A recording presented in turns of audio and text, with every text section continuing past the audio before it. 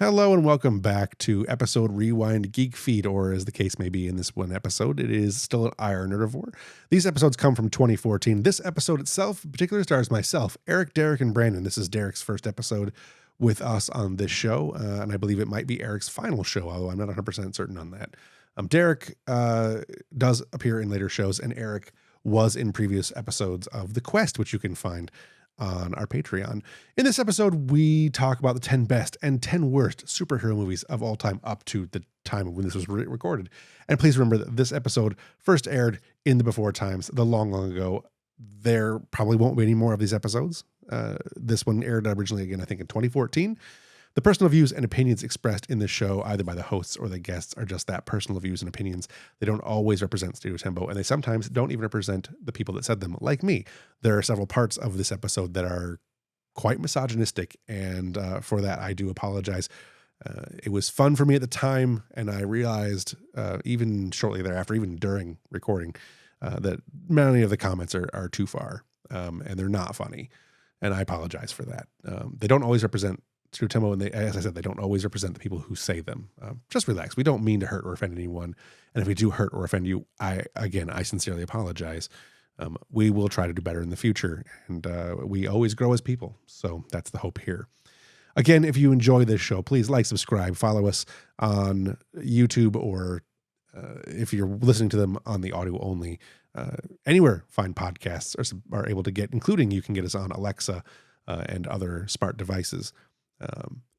If you want to catch the episodes of The Quest, you can do so by looking at our Patreon and becoming a patron. And if you do like these episodes, while these are old, we are looking to do new shows of some variety in the future, be it Geek Feed or, there will be more episodes of Against Boredom with some interviews that I have recorded. I'm just getting them edited, and they'll be out when I can get them out. Again, though, if you enjoy this, please subscribe on Patreon or just share them with whoever wants to hear them, whoever you think might enjoy them. Again, this is Eric, Derek, Jeff, and Brandon, the 10 best, 10 worst superhero movies of all time as of 2014. There is some problematic behavior in the episode, so please, fair warning there, and I hope you really enjoy this show. Thank you. This show is intended for all audiences, but some content may not be suitable for all listeners. Listener caution is advised. Well, here I am. Let me explain. No, there is too much. Let me sum up. This here is a recipe for unpleasantness. You're listening to the IR Nerdivore podcast. I'm your host, Jeff Harvey. He's really very gentle and fuzzy. We're becoming fast friends. This is the official podcast of IRNerdivore.com and Geek Fan Expo, where we discuss anything and everything nerdy in a vain effort to feed your geek.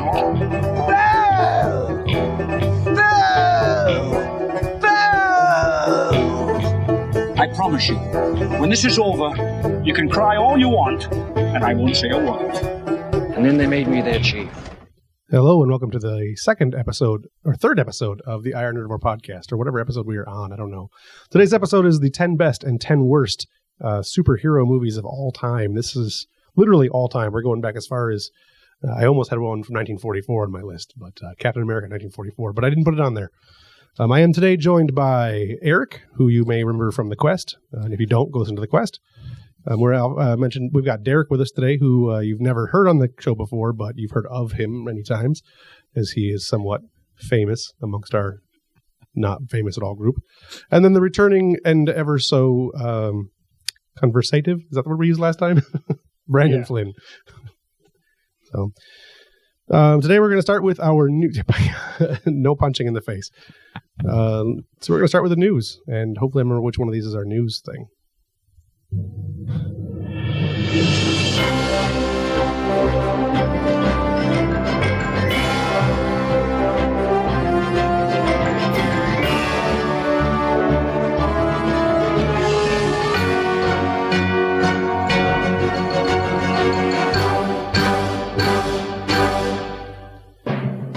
All right, our first bit of news is from the International Business Times. Orange is the New Black has a set season 2 premiere date, with it's going to be April 25th, with an unconfirmed release going to be coming out on Google after that. But that's going to be our official Netflix release. I am I'm excited by this because I really like that show. I really, really liked it. I was surprised in how much I liked it. Yeah, I can't believe how just horrible Kate McGrew looks now. Ooh. God damn, she's put on some. But everybody's topless, so it works out. It makes for a good show. I'm listening. I have not seen an episode, but I might have to check it out. Yeah, no, it's the giant redhead from Laura Prepon. Is that her name? From that 70s show. 70s show. She's topless quite a lot. Nice. So that's she's not a redhead in this though. Somewhat disappointing that she's not a redhead, but I do like him. Anyway, then we've got ICV2 is reporting that AMC has sealed a deal for the Preacher television series. I figured this was going to be a good one for this show. I am a huge fan of the Preacher comic books. Me too. It's probably my favorite work from Garth Ennis. Yeah, that or the Punisher stuff. His Punisher. Yeah, I liked it. But the Preacher stuff, other than the his last Max run trade, even more than his Marvel Knights. Which one? His Marvel Max run. Right. Yeah, I haven't read that. Super one, dark, really good stuff. So, but no, the Preacher. I like the Preacher stuff. Other than the last trade, the last I don't know maybe 7 or 8 issues were not real good. But it's. I like the end. I think I like the ending, like the very last little bit. But it's the stuff leading up to it. It's the last 4 or 5 episodes of Deep Space Nine kind of thing. So, but this is a Seth Rogen thing, so should be good. Hopefully. I mean, AMC. I don't know what they're going to do because there's so much violence, gore, and nudity in the comic, and it's just so messed up. I don't know if AMC can really pull it off properly. I mean, they're doing The Walking Dead, and they've been killing it with TV lately. Yeah, they do a really good job of it. And I would have preferred to see it on something like HBO or Netflix, but true. HBO. They've had their chance though. I'm sure.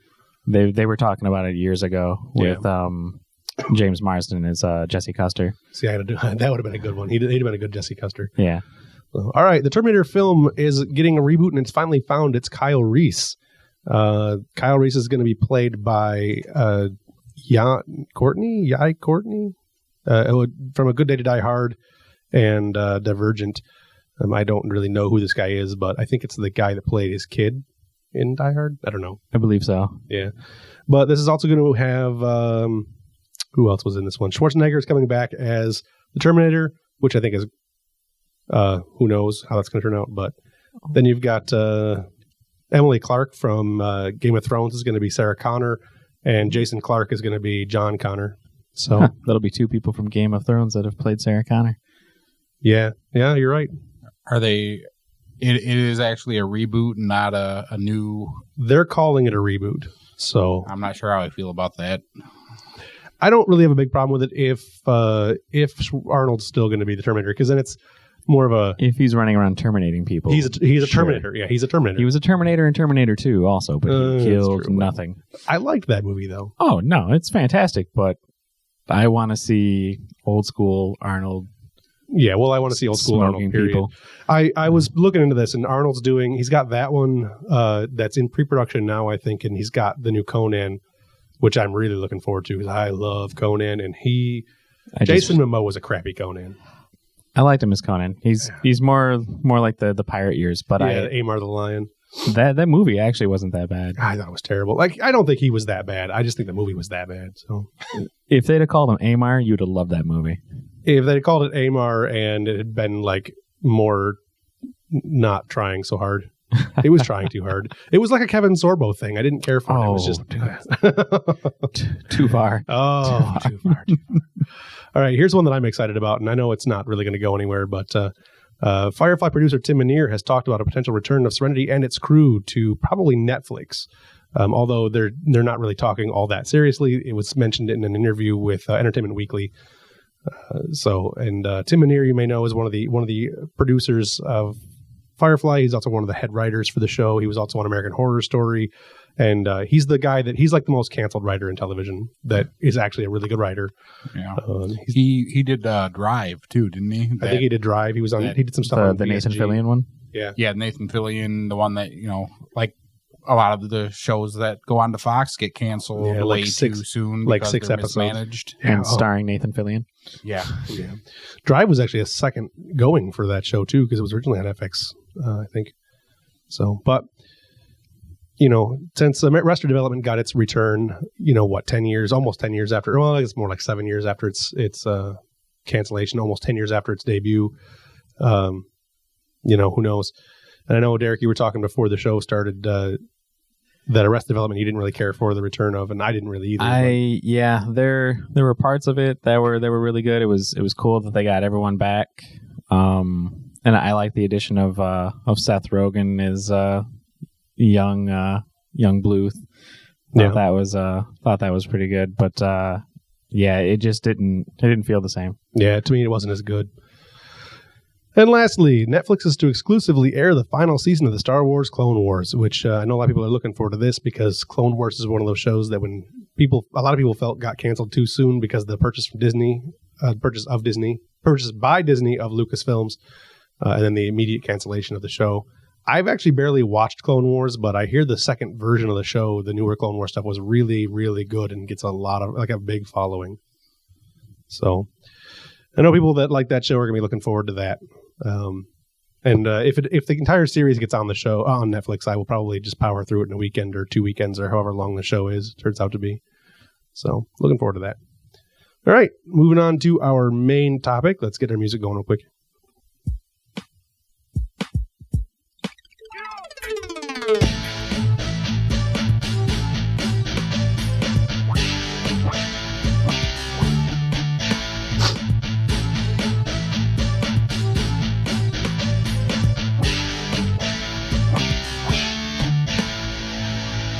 It's like a nice 80s TV show intro. I don't know. Welcome to IR Nerdivar Vice. Go Power Rangers. I want to pop my collar real quick. All right, so we're going to start with our 10 best, 10 worst movies, and we're going to actually start with our 10 worst. The way this is going to work is Derek and I are the only ones that have lists, so we're going to start. I'm going to have Derek tell me what his 10th worst is, and then I'll go my 10th, he'll go his 9th, I'll go my 9th, so on and so forth on down the road, back and forth, and we can discuss these movies, and some of them we might have that are on the list and twice on each person's list. So, and then Eric and Brian and you guys can give your feedback, and if you have something you would think of as your worst, we can put in your number 1. So Derek, what's your number 10 worst comic book movie of all time? My number 10, I'm going to have to go with that being the least worst on my list. The least worst on your list. I have to say Man of Steel. Okay. Why? I thought the cast was really good. It was shot well, like beautiful film. But Superman's in the movie for 5 minutes. He kills more people in that movie than, I don't know, everything else with Superman combined. He may kill more than Zod does in that movie. Plus, it's like a 2-hour fight scene. Yeah, I couldn't stand Man of Steel. Giant product placement, like the half-hour fight in Sears. Oh yeah. Which and all the IHOP references. No, thank you. The only part of that movie that I thought was really had Superman actually in it was the moment where he kind of hovers down in front of the general. And he actually has that back and forth. That was the only bit that I thought was actually Superman. Although Henry Cavill's exchanges with the military were really good. Those were the Superman moments. Anything else was I did like I liked the notion of the original of the new Clark Kent stuff. Superman discovering his powers, doing all that stuff. The opening there, but that was really interesting. But they didn't do good with it. I think they didn't. I agree with you there. I do like that that there was more exploration and enjoyment of the powers, but what gets me his only weakness is Kryptonian atmosphere.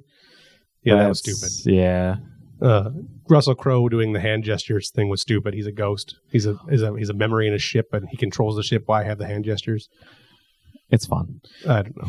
And it's to provide a little dramatic, ness to it. Russell Crowe was all the dramatics we needed. Which, speaking of, you need to do it with flair if you're going to do it. Yeah. A flair for the gold. Speaking of Russell Crowe and the Kryptonians, if they're all genetically engineered to be one thing, why is your scientist able to beat the crap out of your greatest military warrior? Right, that bothered the crap out of me. I'm still bothered by that every time I talk about that movie. He's a scientist, yet he's able to steal stuff James Bond style, escape on his dinosaur, and then beat the crap out of the greatest warrior Krypton has ever had. That's right. Well, that's the problem. Zod wasn't actually a warrior. He was a general. So he was good at commanding troops, but not as good at fighting. Yeah, I know. It's a weak argument. I should stop playing devil's advocate so much. You get the no prize. No. No. For those that don't know, that's an old school Marvel reference. Yeah. But I had a lot of problem with just the fight. They tried to make it where the Kryptonians were moving so fast that it was hard to tell what the hell was going on half the time. And then, especially, like you said, the weakness to Kryptonian atmosphere was weak. My issue was, okay, so Superman here, Clark, and his dog or whatever is in the car, and they send back the old man to get they send back Kevin Costner, Dances with Wolves, goes back to get the dog, yet Superman stands on the sidelines and doesn't help. What? He was doing what his dad told him to do. He was wrong. Just wrong. Yes, absolutely. Yeah. Even if he didn't have to do anything superheroic to not, he just survived the tornado, whatever. It was God's will. God, I hate that. Anyway, all right. Now we're going back to mine. My number 10 is going to be Blade Trinity. Now, I think the entire Blade series is pretty bad, but Blade Trinity actually just makes my list as being one of the worst movies of all time. I disagree with you wholeheartedly. Most of these movies from both Marvel and DC, like everything from Marvel and a lot of the rebooted Batman stuff, would not exist if not for Blade, the first Blade. Sure. That paved the way for X-Men, which paved the way for everything else. I don't doubt its contribution to the industry. And the first one's pretty cool. The first one is not as bad as, I have it on my honorable mentions for actual good movies. And Trinity's not that bad. It's actually fairly close to some of the 90s Blade comic books, like the Darkhold Redeemers, Blade, and Ryan Reynolds' character is actually a comic book character. Yeah. Which is kind of cool. Hannibal King. Which could bring up another point of debate is staying true to certain areas of the comics actually a good thing? There should be a lot more, stuff in the comics that was better that they could have went along to follow that. Yeah, I'm of the opinion that the movie's either going to should stick close to the comic books, or it should be completely deviated and be its own thing. Because, there's like 15 different versions of X-Men, and there's like, 2 Supermans currently. There's Action Comics and Superman, and you don't need to have the exact storyline for everything. Batman's got like 15 origin stories. Absolutely. They don't all need to have the same thing, and which unfortunately a lot of the times the companies don't do. They'll make a movie and like, oh, this one was popular, now let's go and change the source material to be like the movie. Yeah, that I don't like. Which is a pain. But I actually thought Blade Trinity was a fun film on its own. Chris Christopherson is always fantastic. Yeah, I'll give you that. It's the last good thing Wesley Snipes has done. Hopefully we'll see a return to form with Expendables 3. I don't know. I hope's there. I know I'm in the minority, but I actually like Ryan Reynolds. And Jessica Biel is. I like Ryan Reynolds in like half of what he does. He was a good. What was he? Deadpool. Yeah. Except the Deadpool was terrible, but he was good. He was good. Yeah. The writing was. Yeah, that's on my list of movies too. All right, what's your number 9, Derek? Ooh, my number 9. I gotta go with Ghost Rider. Okay. I kind of like Nicolas Cage. He's a guilty pleasure. I really want to like Nicolas Cage. I like Nicolas Cage in a lot of things, but that movie is really bad. The scene where he's staring at himself in the mirror, trying to scare himself into turning Ghost Rider, made me want to stab myself in the eyes. Yeah, Ghost Rider is actually my number 5. So, because I thought it was worse than you think it was. So. But besides that part where he was staring in the mirror doing that, I didn't have too much of a problem with Nick Cage. A lot of the effects were decent. I liked some of the stuff with the motorcycle, leaving the fire trail and stuff like that, but there was definitely some problems with the main villain Demon. The writing was subpar in a lot of it. I just don't think Ghost Rider is a real good translation. I don't think it translates very well into movie form. There's a really good run of Ghost Rider from the mid to late 2000s, which is written like a B horror movie. Right. And if they made that like into a movie, it would be fantastic. But the problem is they try to make Iron Man. They're trying to make Iron Man, and Ghost Rider is not that character and should never be that character. Not at all. No. All right, my number 9 is Superman 4, The Quest for Peace, which I can't really express how bad of a movie that really was. It probably should have been higher in my list, but because I love Christopher Reeves and I want to make sure that his memory is not overly tarnished. Plus, Gene Hackman is an awesome actor. The movie shouldn't have been as bad as it was. No, the biggest problems with that are the fact that all the stock footage, half of that movie is stock footage from the previous films, just used over and over. And I will give them credit. They were trying to. It was the 80s. They were trying to have a message. I think that movie was 87. Something. Yeah. So they were trying to have this message of disarmament and nuclear proliferation is bad, and Superman's hair is awesome, and Nuclear Man might be the worst movie villain. Yes. Ever. He's high up on that list for me. Was 4 the one with Richard Pryor? Was that 3? 3. 3 is when he's introduced. Is he in 4 at all? I try to block 4 out because it's so horrible. Oh, it's so bad. Which is actually the next movie on I don't my remember list. Richard Pryor being in any of the other ones. Just 3. But hopefully he was smart enough to run away. So your number 8 was 3? is Superman 4? Yeah. Superman 4. Okay. Yeah. So, well, then we'll go with my number 8, which is Batman Forever, 1995, with Val Kilmer. It was bad. That was really bad. Yeah, Tommy Lee Jones as Two-Face, which was basically interchangeable for the Riddler. It is my least favorite Batman movie of all time, and I seriously think it is worse than Batman and Robin. That one had Arnold, didn't it? No, that's Batman and Robin. Yeah, okay. Batman Forever introduces Chris O'Donnell as Robin. Yep. Which he wasn't bad. He was a good Robin. He was a good Dick Grayson. Yeah. Val Kilmer I thought was an excellent Batman, kind of a bad Bruce Wayne. Is that the one with bat nipples? They're introduced there, yeah. But that's Joel Schumacher's fault. No, it's fine. I don't blame Val Kilmer for it. I just blame Val Kilmer for signing the contract and saying yes. Yeah, you can always say no to these movies. I mean, sometimes you make Good Will Hunting, other times you make Reindeer Games. That's fair. Yeah. Sometimes you make Gandhi, the next minute you're making like every other thing that Sir Ben Kingsley. Ben Kingsley has done. Yeah. John Rhys Davies has made like 10,000 movies. He's had like 5 good ones. There's 5 good ones. I'm counting Indiana Jones 1, 2, and 3. Well, 1 and 3 because he's in both of those. Okay. That's 2 of his 5 movies. Oh, yeah, and then The Lord of the Rings. Okay, so there you go. 5 movies. All right, so what's your number 8? Ooh.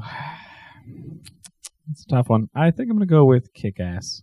See, I don't agree on that one at all. But I cannot agree with this. I've been thinking about it since we first started talking, and for some reason, I like that nitty-grittiness of it. I left this one on the list because I knew it would create some debate. I love Nicolas Cage in this movie. His Adam West impersonation is fantastic. Yeah. Big Daddy. Big Daddy is fantastic. Chloe Grace Moretz's Hit Girl is awesome. Blanking on the actor's name, the guy who played Kick-Ass. I actually like him too. Yeah. Mm-hmm. But Christopher Mintz-Plasse is incredibly annoying. And which one is he? He's the villain kid. Yeah, the villain kid. Crimson Mist or whatever. Yeah. I think he was supposed to be, though. I mean, I don't know. He is my biggest problem with this film, and really anything that Mark Miller writes. I'm not a fan. I can see the appeal of his stuff, but not for me. The premise of the movie is that a regular person can become a superhero, but regular people don't have jetpacks with twin Gatling guns and physics-defying rocket launchers. No, I'll give you that. And other than the ending of the movie, I thought was really good. Like, I enjoyed everything right up until the rocket launcher situation. The end of that movie is so bad. It ruins everything good in that movie to me. I didn't have that problem. It makes it unwatchable. Now, I will admit that Kick-Ass does not make my top 10 best, but it is an honorable mention for my top 10 for my best movies. Horrible. All right, Horrible film. What was that? What is that, number 8 for you? That was 7. 7. All right. So my number 7 is going to be Daredevil. I just think that Ben Affleck is way too good of an actor to have made this movie, and a big fan of the character too. Which is, it's not his fault. It's the writing, but it's just bad. I know it leads a lot of people to really question him as Batman, but Ben Affleck has actually got a quote that I've read recently that says that if the movie was if he thought the character was going to turn out like Daredevil, he wouldn't make this new movie. And I think that's a good quote. It gives me a little bit of confidence in him. And I know Kevin Smith really gives Ben Affleck a lot of credit for being able to play Batman, the Batfleck. But Kevin Smith has enough weed and he's high enough of the time that I just don't take Kevin Smith's opinion as gospel anymore. See, I think Ben Affleck will be one of the only good spots in a horrible movie. Yeah, I think Henry Cavill has a chance to be a good Superman. Henry Cavill looks like Superman, and the few minutes of the movie that he was Superman, he was fantastic. I think Ben Affleck will be really good as Batman. I just think the rest of the casting. You don't want to see Wonder Woman. You don't want to see Jesse Eisenberg as Lex Luthor. No, thank you. No. Jeremy Irons is way too scary to be Alfred. And be prepared. Yes, and unfortunately, I haven't seen the Fast and the Furious movies with Gal Gadot, so I don't know how well she can act. But she's way too small in my opinion. Yeah, she's going to have to bulk up a little bit if she's going to fill out that outfit. That they're going to have to change that outfit because she does not look right to me. And also, since she may be able to bulk up all right. From what I heard, she was in the Israeli military and she lost a lot of weight to do modeling. So if she, it's totally possible. I didn't think Tom Hardy could be Bane, and then I saw Bronson, and I was like, he might have to lose weight to be Bane. Right? He's too big. He played Patrick Stewart, then he played Bane. Yes. So, God, Tom Hardy was. I'm looking forward to more stuff he's going to be in. All right, what's your number 6? Sorry, I didn't number my list because I'm bad. Right. I was prepared for the show, and by prepared I mean I spent 2 hours right before the show started. For me, number 6 is every Fantastic Four movie. There's all of them.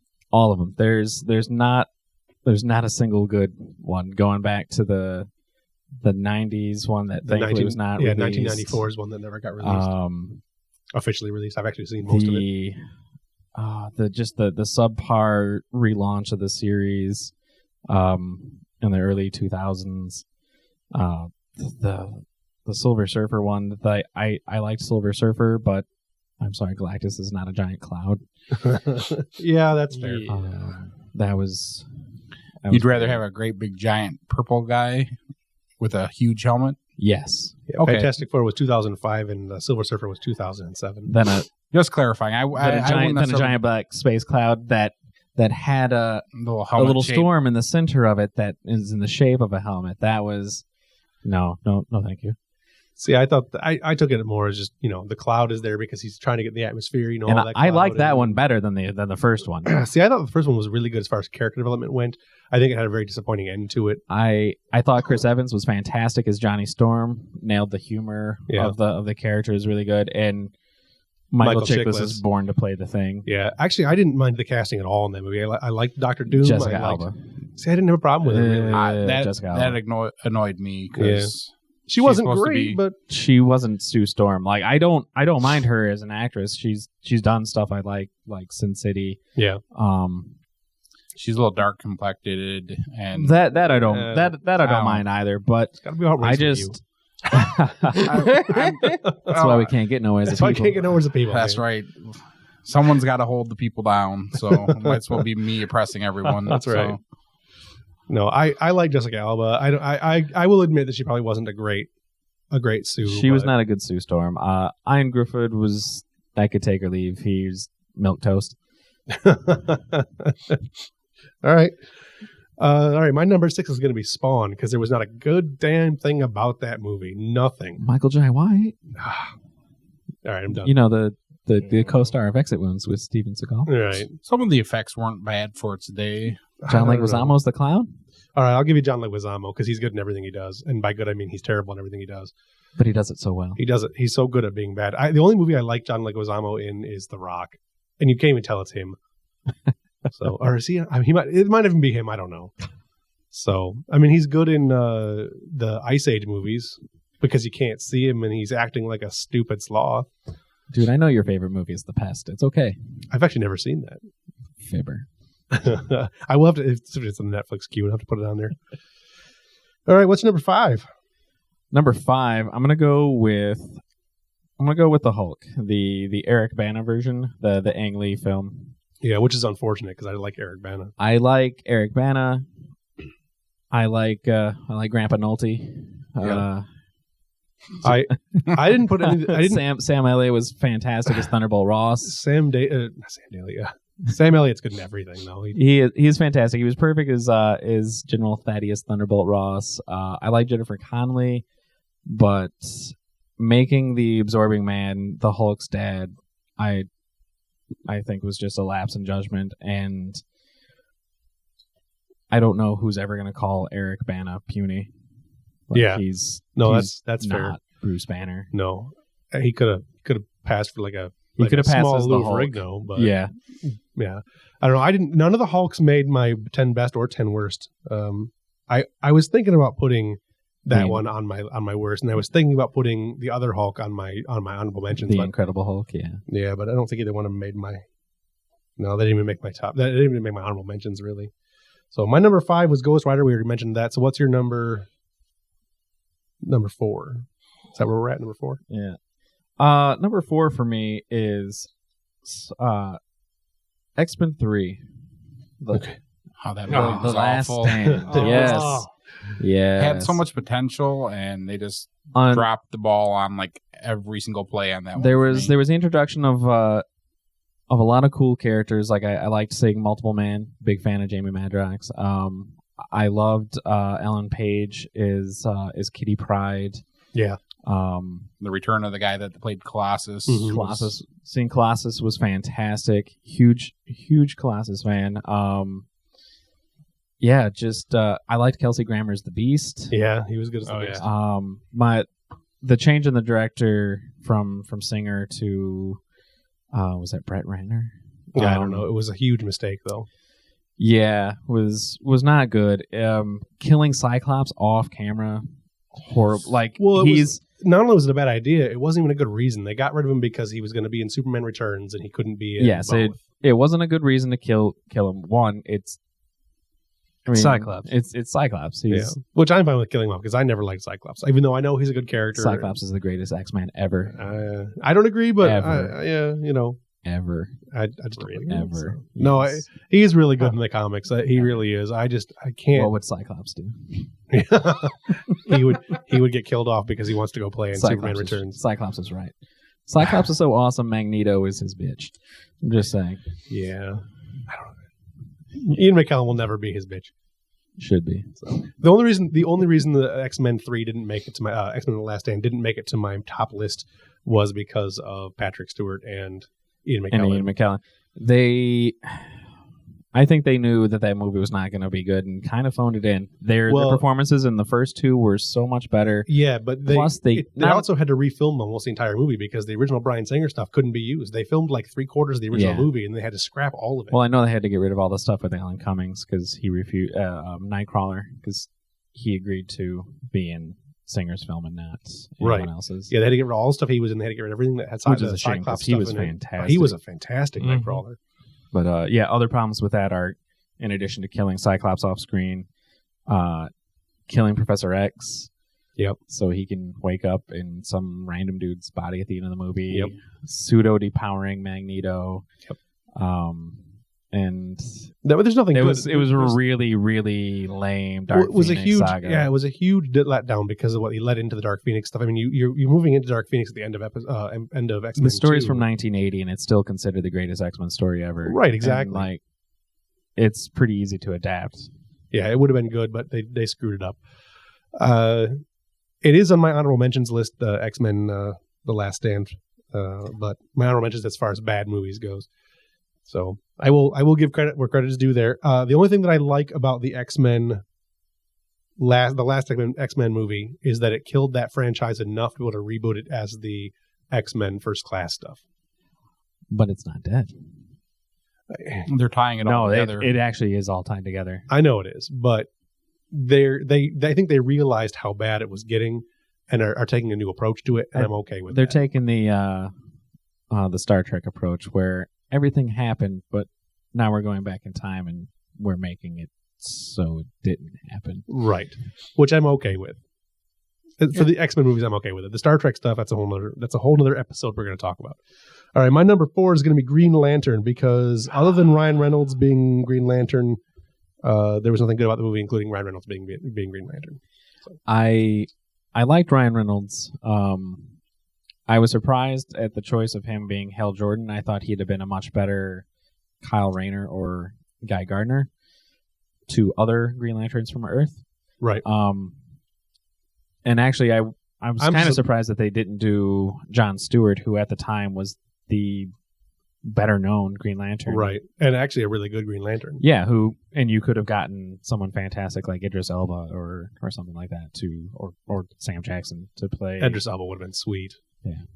But and he's in everything. I think Sam Jackson might have been a little too over the top.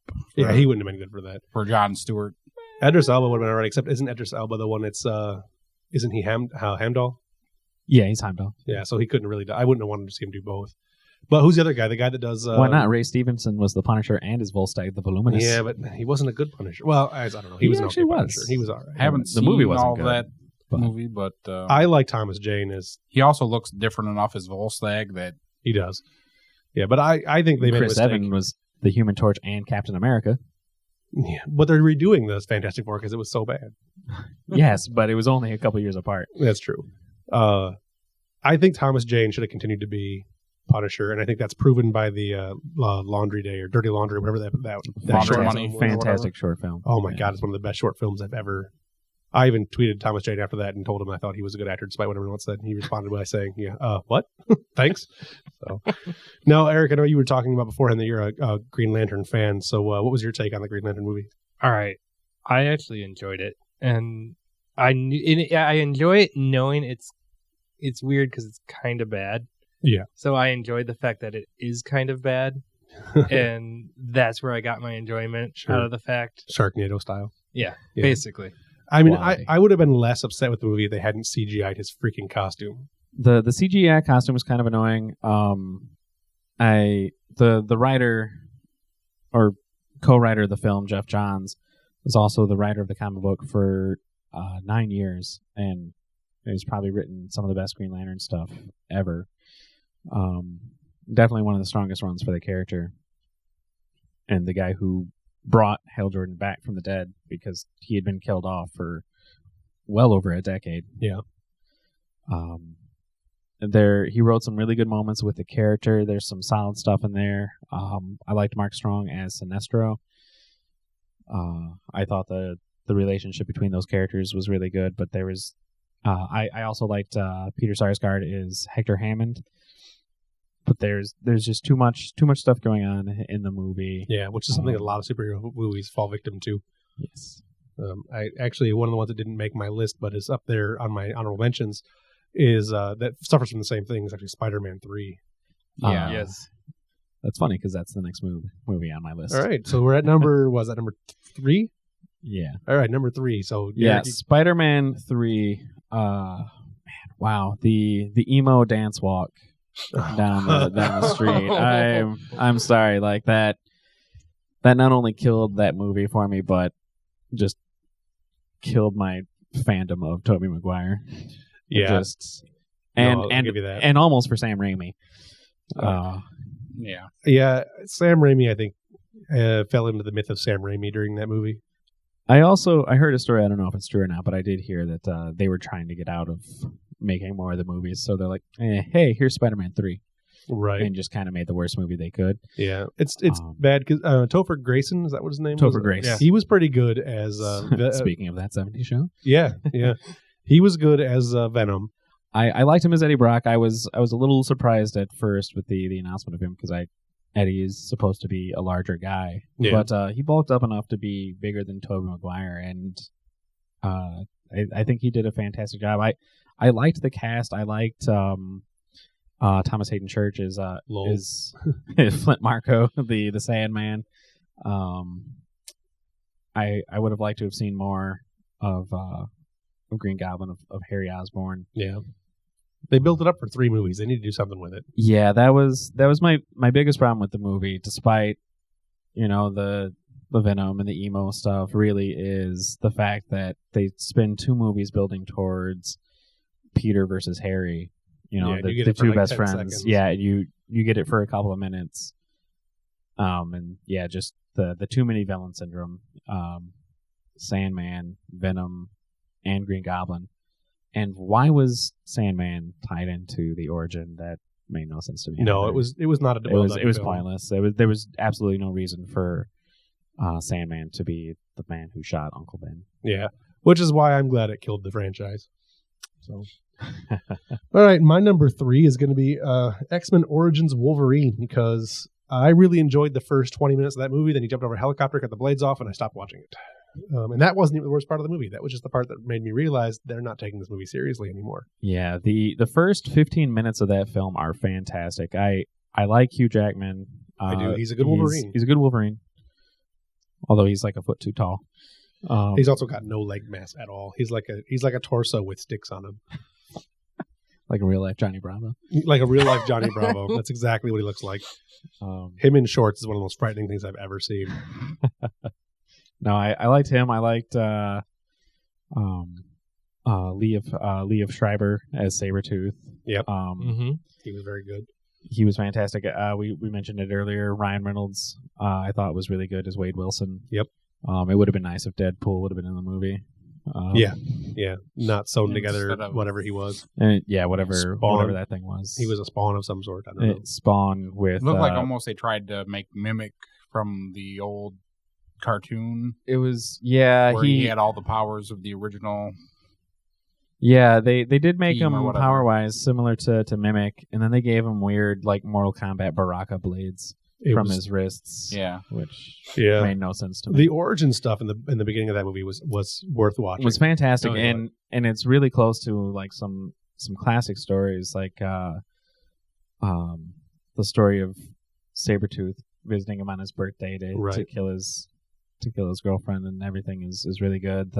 The whole covert ops team with the group, that's all really good stuff. Right. And then it really loses a lot of traction from there. And I don't know how being shot in your adamantium skull with an adamantium bullet makes you lose all of your memories.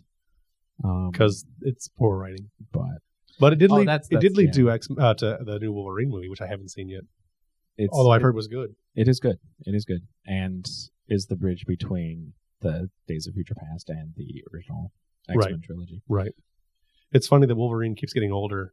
As you go back in time, he's getting older. But you couldn't really recast him. He really is the best choice for Wolverine. Yeah. I think it'll be his 7th I think it's his 8th or 9th appearance as Wolverine, like film, where he's played Wolverine, which is incredible. I can't think of any other actor that's been in one character in so many films. No. How many Bonds did Connery do?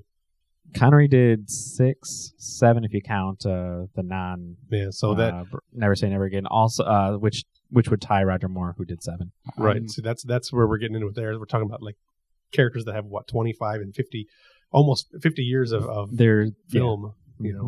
So 50 years I'm of missing Bond. a couple movies. What's that? You said like 8 movies with him as the same character as Wolverine. There's the original trilogy. Yeah. Days of Future Past, and 2 Wolverine origin stories. 2 Wolverine movies, and now X-Men Apocalypse. Yeah. Days of Future Past hasn't come out yet, has it? No, but it's done filming. Okay. Yeah. No, it'll be out. Okay, so once that one and X-Men Apocalypse come out, it will be 8. Okay. Yeah. I was just going by the ones that he was in that have currently been released. So. Yeah.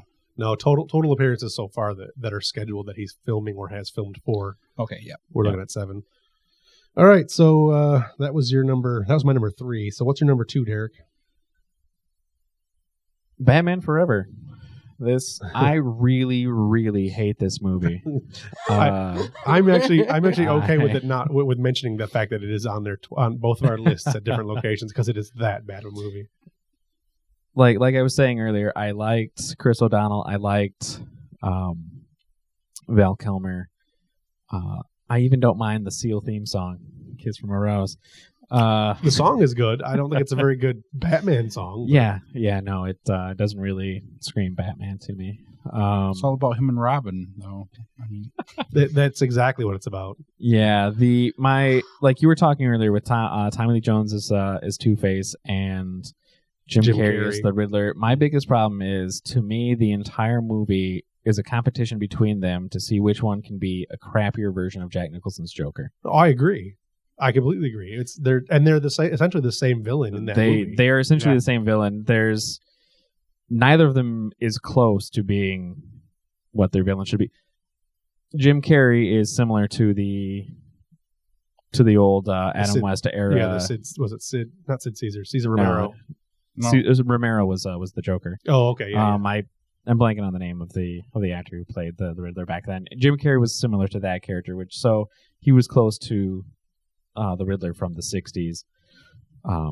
But Tommy Lee Jones was not anywhere near. I don't even know why he was in there. They were trying to get big names to pull into the film because it was. Well, yeah, I mean, you had Drew Barrymore as one of his henchwomen. Yeah.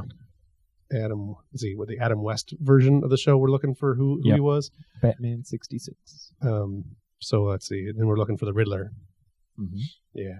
I'm going to Google it real quick. We're going to the Google Webs because I don't know who it was. Burt Ward was Robin. The Penguin, yeah. So who was the Penguin? Burgess Meredith. Burgess Meredith, that's right, yeah. He was good. Yeah. I liked him as... I also really liked Danny DeVito as... I'll give you that. He was a good... I hated that movie, but... That's probably my number 11. Yeah. It's on my list of honorable mentions. And that's because of too much stuff Frank going Gorshin. On. Frank Gorshin, yes. Yeah. Jim Carrey does a really good Frank Gorshin impersonation. Like an impersonation of Frank Gorshin impersonating Jack Nicholson as the Joker. Right. And Tommy Lee Jones is like, I'm just going to do what this guy's doing. Yeah. We can do an episode where we talk about the best all-time Catwoman too. Because it's either Julie Newmar, Eartha Kitt, or Lee Merriweather. Halle Berry. I'm not putting Halle Berry anywhere near that list. So... All right, so my number 2 is going to be Barbed Wire starring Pam Anderson, because anything that stars Pam Anderson, it's got to be fantastic, right? I mean, this is my number 2 choice, right? Yeah, yes. Sounds exactly right. Yeah, Barbed Wire. That movie is a number 2. It's a giant steaming number 2. I actually can't find anything redeeming about the Barbed Wire movie. I actually rewatched a couple of the trailers and stuff, and the trailers make me want to put this higher on my list. It's that bad of a movie. It's bad. It is a really... What was the other one that she did after that? Didn't she do a TV series for a while, or was it the Barbed Wire TV series? No. There was a Barbed Wire movie. There was a... Is that Stripperella? Stripperella, yeah, that's what it was. Well, that go. Was so bad. Yeah, Barbed Wire was better than Stripperella. So,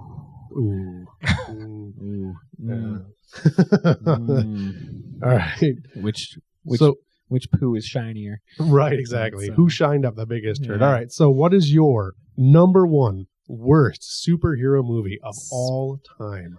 Speaking of Catwoman, yes, the Halle Berry Catwoman film, it to me is the worst superhero movie. I would put Jonah Hex in its place, but it was so bad you forgot about it. No, Jonah, that's more of a Western to me sure. than a superhero movie. But despite being from a comic book, but yeah, the Halle Berry Catwoman movie is atrocious. I would rather watch 24 Hours of Steel with Shaquille O'Neal. Actually, I would rather watch 24 Hours of Kazam with Shaquille O'Neal. No, watch. I'm gonna make you watch Barbed Wire 3 times. Then I'll take it. All right, I'll take it. So much better than... I didn't hate it that much. It does make my honorable mentions list, but it was really bad. It's atrocious. It was really bad. So. It's so bad. It is one of the worst adaptations of anything I've ever seen. Yeah. And I know you're not going to agree with this one. My number 1 of all time worst superhero movie is going to be Batman and Robin, the 1997 with George Clooney.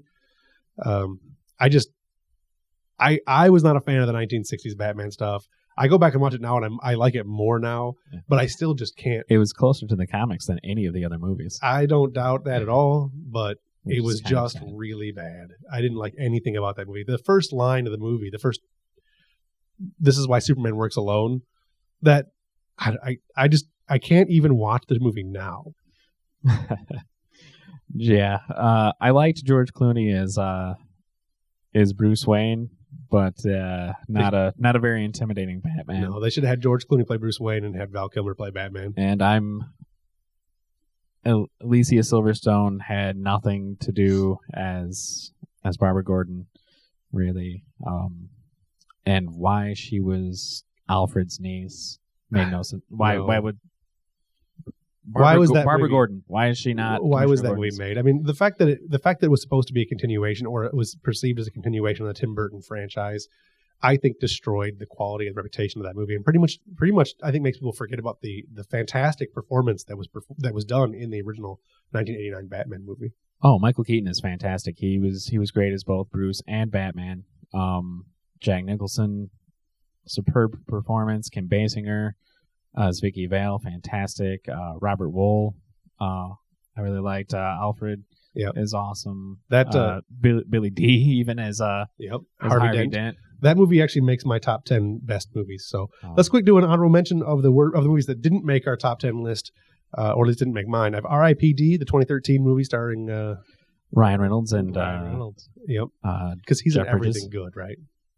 And Jeff Bridges is fantastic, but was he not playing? The Dude Abides. The Dude Abides. Was he not basically just playing the character from True Grit? Yes. Rooster Cogburn. Yeah. He now plays 3 characters. Yeah. And everything. It's Rooster Cogburn, the Dude, or Jeff Bridges. Yeah. Who's kind of in between the two. Kind of the Dude, except now has a bit of a face sagging speech impediment. Then I'm going to go with Jonah Hex, which I know you said you made your list. Oh, Catwoman made my honorable mentions. The Spirit, which I actually kind of like The Spirit, but it wasn't very good. So,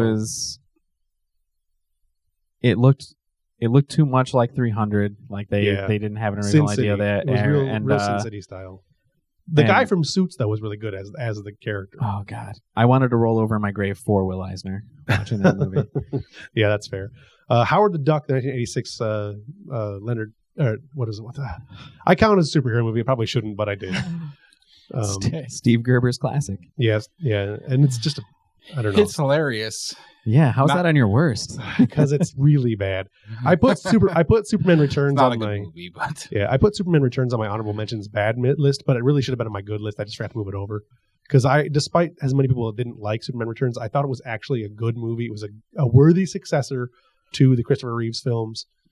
Brandon Roth had too many endings, and Stalker Superman's a little creepy. Yeah, I didn't like the story with the kid either. I wasn't a fan of it, but I could live with it. But Brandon Roth was fantastic. He's highly underrated as it. I mean, what's he done? And Kevin Spacey was amazing. He was the best. Yeah, I think he was the best. Luther, absolutely. Period. So then I'm going to go with X-Men Last Stand, which we talked about. Ghost Rider: The Spirit of Vengeance, which is better than Ghost Rider, the 2007 version, but only by the skin the skin sagging off of Nick Cage's face. So, The Phantom, the 1996 Phantom, starring Billy Zane. Don't you badmouth Billy Zane? Demon Knight. Anyway. Exactly. I know, right? Then I'm going to go with Spider-Man 3, which we talked about a little bit. Captain America, the 1990 version. Ooh, is that the one where the Red Skull's an Italian dude? Yes. Terrible film. The Shadow, 1994. Actually, I've only seen part of that because I couldn't get through it. Yeah, no, it's bad. Yeah. I love me some Alec Baldwin, but that is not a good movie. Yeah. Then I've got the Fantastic Four, the 2005 version. Judge Dredd, the 1995 version starring Stallone. Which actually, it's a guilty pleasure of mine. I kind of do like that movie. I hate that movie. I hate that movie with the fiery passion of 1,000 exploding suns. Because you like to watch it every now and then? No, because I've been forced to watch it. I've actually only seen it twice ever. Oh, so it's horrible. I love some of the one-liners in it. It's not a good movie, but it's kind of a guilty pleasure for me. Every great once in a while. Yeah, I like it because it was that transition era between really good 80s movies and really bad 90s action movies. And you had that one. There was the Stallone bad era. You had that one and the one with Wesley Snipes. What was it called? That's one of the 3 seashells. I can't remember what it's called. Oh, Demolition Man. Demolition Man. Fantastic. So yeah, I like Demolition Man. So I still want to know how this seashells work. I do. I'm still looking into it. I'm trying to find it. Then I have The League of Extraordinary Gentlemen, which was unfortunately Sean Connery's last film. Yeah. And he needs to make one more to get that one off his record. Which is unfortunate because that is a fantastic comic series by Alan Moore, and that actually might be other than Catwoman, it would probably be the worst adaptation. It is a horrible adaptation, I'll give you that. Then I've got the 1994 Fantastic Four movie, which is the one that never actually got released, although you can catch it on a couple places if you look for it hard enough. Don't spend any time looking for it. It's really bad. Then I have Fantastic Four: The Rise of the Silver Surfer from 2007. Then I have Elektra, 2006, which... To me, that movie is better than Daredevil. It was better than... I actually like Jennifer Garner. Yeah, it is better than Daredevil, which is why Daredevil made my worst list and Elektra did not. So then I've got Steel. We talked about that a little bit. Yeah, classic. Yep. The Punisher, the 1989 version. Are you hating on Dolph Lundgren? No, I'm just hating on the movies that he makes. The man's a member of Mensa. That's true, but he's also a member of the poorly done face stretchings. I don't know what I'm trying to say. Then there's Batman the movie 1966 version, which I know I'm going to get some shit for. I love that movie. I mean, what kind of a world are we living in when a man can't get rid of a bomb? Greatest line in any film. I have to go back and watch it again, but I was not a fan of that era of movie. I grew up watching the show. I'm not, in syndication because I'm not that old. I grew up watching He-Man, but I still don't want to go back and watch it now. Batman holds up. He-Man doesn't. I don't know. I think they hold about the same. It's the 66, the Batman, the Adam West and that's the one with the shark repellent, right? Yep. Yeah. Bat shark repellent. It's just so campy. It's so much fun. Yeah. That's why I don't hate Batman and Robin, because it reminds me of the old Adam West show. Yeah. Then I've got The Mask, Time Cop, which is not really a superhero movie, but it's on there anyway. Yeah. It deserved a mention of being a horrible movie. Tank Girl, 1995. And then the 1914 I, Frankenstein, which I haven't seen yet because it looks so bad. I have no desire to see it. If you've seen Underworld, you've seen I, Frankenstein. It's the same writer, Kevin Graveau. Yeah, I've heard it has half the same cast. I've heard it's Underworld meets Constantine. Yes, that's a pretty good. Who I don't consider a superhero. That would go into my worst. Yeah, also into my worst films. Yeah. All right. Well, my top 10 best. Can I add one more honorable mention? Yeah, you can. Go ahead. Watchmen. I do not like Watchmen. See, we're going to talk about that one in a second, though. So okay. Yeah. 10 best of all time. Now we're running way behind in time, but this is going to be a long episode. You guys will have to live with it. We can maybe break it up and do 2 episodes with it, but it's going to be one really, really long episode otherwise. So the 10 best, we're going to go with my number 10. We'll go back the way we did before. So Derek, what's your number 10? My number 10 is Blade. I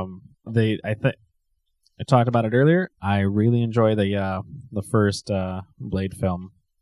Wesley Snipes is fantastic as the character. I love Stephen Dorff as Deacon Frost, Donald Logue, hilarious henchman. Chris Christopherson, fantastic as Whistler. It's shot well. I don't have a lot bad to say about the first Blade movie. I have a lot to say bad about the Blade. And that movie paved the way for everything Marvel's doing, and I think showed Warner Brothers that you can make, or reminded Warner Brothers that you can make a serious superhero movie, which they had forgotten after Batman Returns. Right. Actually, after 89 Batman. Yeah. They forgot when they made Batman Returns and on. Yeah. No, I'm with you there. Blade, the first Blade movie makes an honorable mention on my top 10, or on my best list. So my number 10 is going to be Watchmen. I know you didn't like Watchmen, but I thought Watchmen was really well executed. I thought the casting was superb. I liked the idea of the characters. The only thing that I didn't really care for was the ending wasn't quite wasn't quite right, but Right. The cast was fantastic. It shot really well. Like there are scenes that are literally frame for frame equal panel for panel. Yeah. But then there are a couple changes that are just kind of random. The end is weak, and I just don't think it has any of the like emotional context that the comic series does. It's I think the movie actually needed to be a little bit longer than it was in order to get the proper context for everything. So I had to agree. I mean, I liked it, and it was going well. And because I was looking at on your list, Jeff, of being the best, and I think I'd probably put it as an honorable mention for me because I really enjoyed it, and I had read like the comic right before it, but it just that ending kind of felt slightly flat. But I had to say I enjoyed that. having not read the comic book beforehand, I went into the movie without any expectations, and I was actually really impressed with it. It needed a little bit more context for some of the stuff, but I thought the ending made some sense. It needed work, but I thought it was. I understand why they changed the ending to Dr. Manhattan being what everyone rallies to stand up against instead of a made-up squid monster. I get that. It does add a little bit more emotional context to an already. Because if you just made I it the think squid that's really monster the thing, only emotional context in the film. some Like, of the stuff with the comedian and being what's her name's father and everything else, and some of that's all right. It needed more. It needed longer. I thought a lot of the characters lacked chemistry, and it was just the whole movie just fell flat to me. It felt slow paced. Yeah, I think Rorschach, the guy that plays Rorschach in that movie, really does a good job as Rorschach, and really of selling the movie well. They needed a little bit more. Like I said, they needed more on-screen time. The chemistry, I'll agree with, wasn't really there, but it was almost there. It was like right below the surface. So, all right, what's your number 9? My number 9 is, if I can read my handwriting, X-Men First Class. Okay, yep, that's on my list. I thought it was a really good reboot of my honorable mention. Yeah, I thought they did a really good job kind of revitalizing the franchise, which after X-Men 3 and Wolverine Origins was dead. Yeah, it was either that or they needed to do a full-on reboot. Yeah, the Michael Fassbender is amazing as Magneto. I love James McAvoy. Hugh Jackman's little cameo as Wolverine is fun. Right. My biggest complaint, and the reason that it's not higher on my list, is because I'm such a fanboy, and it's X-Men that got me started on all of this to begin with. There's only one member of the First Class in the movie. Yes. Beast. Havoc is Cyclops' younger brother. Right. Why? I don't know why he's there. They had the Angel with the fairy wings and the spitting. They should have just had Angel. Right. I would have loved to have seen Ben Foster again. I think they were trying to really stay too close to maintaining that this is the continuity for the other movies, and I think that was a mistake. I think the movie as a whole was really good. The movie as a whole is really good. But yeah, my biggest complaint is that they didn't have the original X-Men. Yeah, it's X-Men First Class, and there's only one member of the First Class. Jennifer Lawrence is Mystique. Mystique is fantastic. She's great. I do like the chunky girls, quote unquote. I know that she's not, but I liked Banshee. I thought that kid was really funny. The Indestructible who got destroyed. I can't remember his name. I don't remember that guy's Darwin. name. Oh, Darwin. Yeah, Darwin. Cool character in the comic books. Yeah. They did some good stuff with him in the movie too. But yeah, I also disliked what they did with Sebastian Shaw. Yeah. His power is to turn energy into strength and durability, not release it like in an energy blast. Right. Yeah. All right. That's just my nerd boy. No, I'm with you. And like I said, that movie made my honorable mentions list just because of pretty much the reasons why you're saying. Yeah. So my number 9, I actually cheated a little bit, and I'm gonna read my 2 cheats, and then I'm gonna go to my actual choice. Originally, I wasn't, when I was writing this list, I wasn't thinking about superheroes anymore. I started thinking just comic book conversion movies, so I put Sin City. And then Derek reminded me that Sin City is not a superhero movie, it's more of a comic book movie, so I put down 300. And then I realized that I was also making a mistake there, because I'm a freaking idiot sometimes, so I'm going to go with The Amazing Spider-Man. The 2009, I don't know what year that came out, but 2012. 12, yeah. Yeah. But that was a really, like, I was not looking forward to that. I'm thinking it was too soon for a remake. You know, I like the Tobey Maguire version of the original Spider-Man was very good. So I wasn't looking forward to it, but then I was pleasantly surprised. That's my number one. Yeah. See, I wasn't that surprised with it, but also I think I may have cheated with my number one. You may not agree with me, but I think my number one is the number one. So, all right, what's your number 8? My number 8 is Batman: Mask of the Phantasm. Fantastic film from the animated series from the 90s. It's really good. It's a great Batman detective story. Pre-year one, right? Oh no, that actually took place during his run as Batman during the series. Okay. Where if you haven't seen it, find it. It's fantastic. It's on my honorable mentions.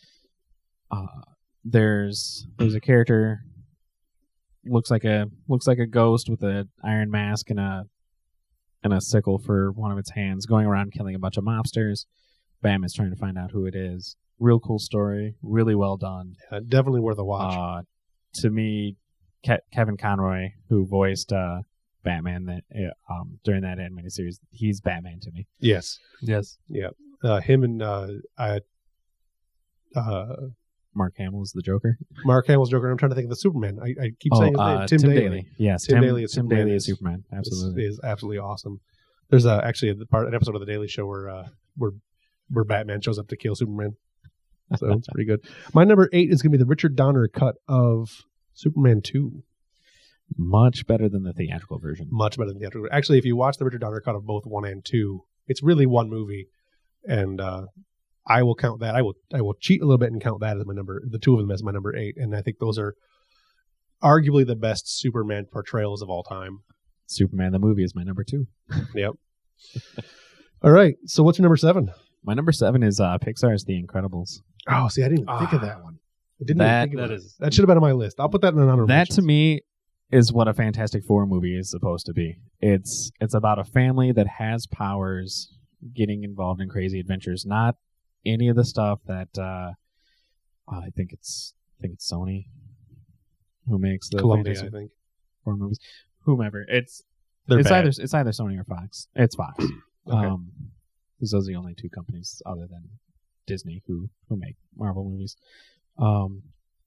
Yeah, the Incredibles is so good. It's the Fantastic Four. That book is called the Greatest Comic Book Magazine for a reason. It revolutionized the superhero genre and comics in general. And it's unfortunate that the Incredibles is the only good version that we can get, but it's Pixar knocks it out of the park every time they make a movie, and pretty much it's just so much fun. Although we can now start talking about bad Pixar films because they're getting to the point now where we can start talking about planes and Cars 2 and Doc Hollywood. I mean, Cars. My number 7 is going to be Batman, the 1989 Michael Keaton and company. I really like that. That was the movie that got me into really digging superheroes again. I love that movie. It's fantastic. The only reason it doesn't make my list is because of it gets knocked to like maybe a number 11 spot is because of an interview with Tim Burton where when he's asked about the divergence he makes from the source material and so he basically says that he would never lower himself to read a comic book. Oh, yeah, I've read that. I read that article once. Yeah, and that you're making a comic book movie, pick up a comic book. You know, like change stuff. Tim Burton is not a hero of mine anyway, so. I mean, I understand, they're completely different genres. You need to change some things that work in a book or a comic or aren't going to work. Right. If you don't want to read a comic book, then don't make a comic book movie. Yes. What would even draw you to make a Batman film if you don't like comic books? A paycheck, which is unfortunate. Which is unfortunate because I don't know that Tim Burton's style was necessarily appropriate for Batman. I thought it worked out really nicely for that movie because of the era it was in, though. It wasn't because it was a great film. It's because it was the end of the 1980s. It fit the 80s style, yet it still had that darkness of Tim Burton, which Batman needed. I think if you didn't have Michael Keaton and Jack Nicholson in that movie, it would have been horrible. Would have been horrible. Honestly, just watching that and thinking of other actors in that role, like I don't think there was anybody else around at the time that could have pulled that off. No, I agree. What's your number 6? My number 6 is The Avengers. Okay. I hope DC is taking notes. This is how you make a team movie. It's they have a great ensemble cast, some of whom have had starring roles in other films, others, like leading up to this, others who are getting their big break, some just being introduced, like Mark Ruffalo playing probably the best version of Hulk since Bill Bixby. Yeah, he was really good. Yeah, I really liked him as Banner. What's his name? That was Hawkeye. Jeremy Renner. Yeah. Fantastic. He's done a couple other movies, but he's getting big now. Yeah. I actually forgot to put Avengers on my list. It's not even on my honorable mentions. I'll write it in. I just forgot about it. I didn't really think that was. I thought it was an okay movie. I didn't like a lot of the direction of the movie. I didn't like a lot of the cinematography of the movie. I thought they went for some cheap laughs with the Thor versus Loki versus Hulk stuff. See, I like that. The DC gets so dark with every single movie they make. That's true. It's nice to see that, like, hey, here's superheroes saving the day, because there are definitely some serious and like tense moments in that film. Oh yeah, like the death of Coulson. And stuff like that, which I thought was an overrated bit. Yeah, well, the temporary death of Agent Coulson. Yeah. But being able to have the little bits of humor is really nice. It helps. It breaks it up a little bit. It does. Absolutely. Yeah. I thought it was a cheap shot, and it was a cheap laugh. And you go for cheap laughs every now and then. Absolutely. The biggest thing that bothered me about that movie, and I don't know, a lot of the cinematography in movies has bothered me since J.J. Abrams took over the Star Trek franchise, or Michael Bay, was born. The Joss Whedon holding things, the reflective shots for so long was so bad, and it was like he did so many of them. It was really harsh. Like the one where Loki was in the cage, that was all right. That was pretty. Was it Loki was in the cage? I think Loki was in the cage. That was good. And then you had the scene where Captain America's walking away in the mirror on the crash motorcycle, which went on for, I gotta say, that was like 4 minutes. I know it wasn't, but it was like 4 minutes of video that they didn't need. It's probably more like 30 seconds, but it just felt like forever. I didn't even notice it so much the first time I watched it, but after we, talked about it a little bit and you mentioned it, I was like, there are cinematography issues. Well, absolutely. I mean, it's not a perfect film. It didn't really bug me once I did notice it, but there were some of them that it's a tiny bit. Well, it's like maybe a little flare. bit more than a tiny bit. It's like the lens flare problem from Star Trek. Until the end of the Star Trek movie, or until you go back and watch it a second time, you don't really notice it. You're caught up in the action. You don't notice quite that many lens flares. And you go back and watch it again, or someone points out there's lens flare, and you're like, holy crap, you're right. The whole movie is a giant lens flare. The second movie, I think, because the second Star Trek movie, I noticed it a lot more. Like the first time, because I don't know if it was just that he used it that much, or I think we were looking for it. Plus, we'd already watched not Pacific Rim. What was the one? Battleship? Is that the one? Or what was the one with the aliens that come down and during the middle of the day there's lens flare on every single part of every single creature? It was terrible. It's either that or Pacific Rim. I don't think it was Pacific Rim. I think it was Battleship. Terrible. All right, so that was your number 6. My number 6. My number 6 is going to be. I cheated a little bit on this one too, and I'm gonna tell you what. I'm going to tell you what my first one was, and then I'm going to go with my actual. Oh, well, it wasn't cheating. It was a freaking. It's his podcast. He does this. I can do whatever. Let's do everything that you want to do. It's my show. Shut up. So I went with Dredd because I really wanted to get on the list, even though he's not a superhero. And then I'm gonna switch that out because he's not a superhero, and I'm gonna go with Thor instead. Dredd is fantastic. It's freaking awesome. That is what the Judge Dredd movie was supposed to be. Carl Urban is fantastic and should be in way more stuff than he's in. Absolutely. Carl Urban needs to be in more stuff, and Hollywood actors we don't need to see all of your face. Right. He doesn't tell We about don't the need to see entire any of movie. your face. You never see Judge Dredd's face. That book has been published for like 20, 30 years, and they have never once shown his face. I think it's great. And if they Stallone ever had the helmet on for like 5 minutes. if they ever do show his face, I hope to God they make him Carl Urban. So Yes. My only problem with that movie is I get headaches when watching 3D, so I didn't watch the 3D version of it, but you could tell that some of it was definitely shot for 3D. I think they held on to some of those shots just a little too long. The scene of the end I where give you she's- that, but yeah. I do like that ever since the Wachowskis brothers and Matrix, slow motion has to be in every movie. I liked their version of the slow motion effect. Yeah, I the thought slow-mo that was a drug made it very really good. a very cool effect It and was a a cool reason for effect, it to be yeah. in the movie. Yeah. It was cool, but I think some of it was just held on to just a tiny bit too long. But other than that, awesome movie. Right. So my actual number 6 though was Thor. Which I like. Overly long torso guy.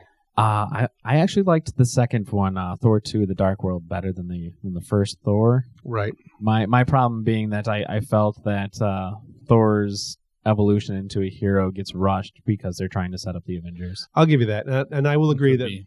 really this probably should have been the second Thor movie.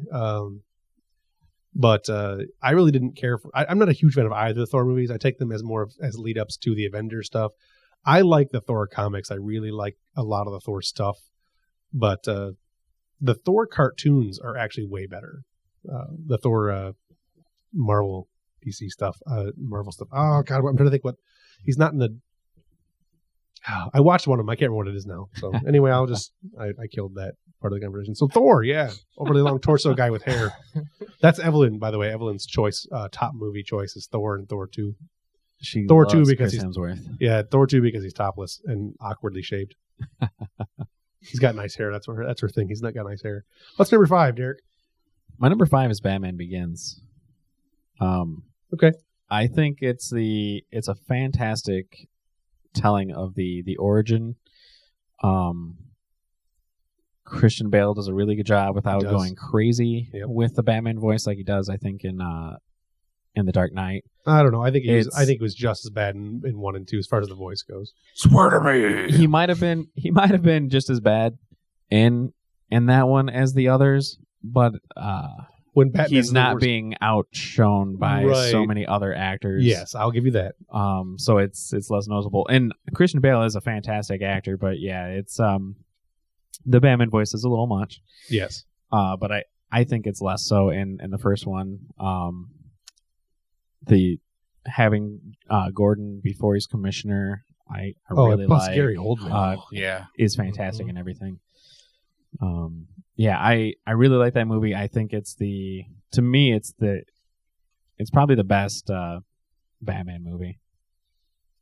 Yeah, I've actually got Batman Begins on my honorable mentions, and I would have put it higher, except that it was really good. I went with my number 5 though, being Dark Knight, and just because of the performance of really everybody but Christian Bale. Heath Ledger did so good. Heath Ledger is fantastic in that role. But I was talking with Brandan earlier. The Dark Knight is 2 movies. It's there's a gang movie and there's a Joker movie. Yes. And the Joker movie is fantastic. The other part is okay. Yeah. But I don't know. I look back at the movie and I have tried to look at it separating the Joker stuff. And if you separate a lot of what the Joker is doing there, if you had any other actor other than Heath Ledger, that movie would be down the list quite a bit. But Heath Ledger's performance is so good. His performance is so good, but I don't think the movie is that great. Yeah. And it gets an honorable mention for me. Yeah. See, now we disagree on this because you didn't like The Dark Knight as much, and I thought that the third Batman movie was really kind of disappointing. So, where you really liked that one. I really liked the third one, despite its massive plot holes. Yeah, the plot holes in 3. The pacing wasn't very good. See, I thought the pacing was drove me fantastic. crazy. Yeah. I I think Dark Knight Rises is really fast paced. It had an epic feel. A lot of it did have an epic feel, but it's just when you stop to holes think were just about like, stuff, "Ugh." then it's That's one of the few movies, though, that I was watching, the third one, that I actually got into its music. And I think they did a really good job of really incorporating or having a lack of music. Yes. It just hit right. Yeah. absolutely. I think it the score really helped it hit all the right beats. Like when I watch the movie, I totally enjoy it. It's after I watch the movie When and you I think analyze about it, it, then yeah. it's like, Mhm. well, why did this happen? Yeah. How did this work? This doesn't make any sense. The to me Um, the technical aspect of the movie is really good. I just didn't like. I think the writing was very good. I thought that the writing really lacked. There were definitely some issues with the writing. But, All right. What's your number 4? Number 4 is Iron Man. All right, Iron Man. Yeah. Robert Downey Jr. is Tony Stark. I kind of like Heath Ledger. Like nobody else can play the Joker after after Heath Ledger. I don't think anyone else can play Tony Stark after. If you don't count my cheating, my number 3 is actually Iron Man, but my cheating actually changes it. So, But it's shot so well. It looks really well. The cast is fantastic. I love Gwyneth Paltrow. I love Jon Favreau. yeah. No, there's really nothing that went wrong with the original, the first Iron Man. Yeah, movie. Jeff Bridges. That pretty much was the start of his career revitalization. Yeah. Um, No, I think that what was the revitalization of RDJ and- too, but Yeah, absolutely. and he was born to play that role. There was nobody else. Nobody Now else that he can play doesn't that want role. to do it anymore, I don't know what they're going to do. I mean, he's still going to do the Avengers. Yeah, which but is if- fine. Just don't make any more Iron Man Yeah. movies. Make an Iron Patriot movie, Right, or just with yeah, Don Cheadle. Yeah. your War Machine. War Machine. Um, All right, my number 4 is going to be Captain America: The First Avenger, because that movie really got me. I was really into that movie. I actually think I rank that one as the best of the new Marvel movies altogether.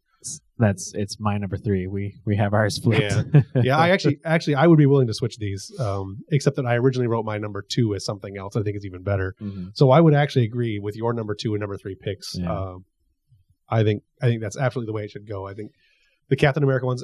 I am so looking forward to the new one, Winter Soldier. That Oh my God! Yeah. Yes, Ed Brubaker and is an amazing writer. His Captain America run is so good. Yeah. It might be the best Captain America run in comics. Like it's right. it's up there easily with Frank Miller's Daredevil. Yeah.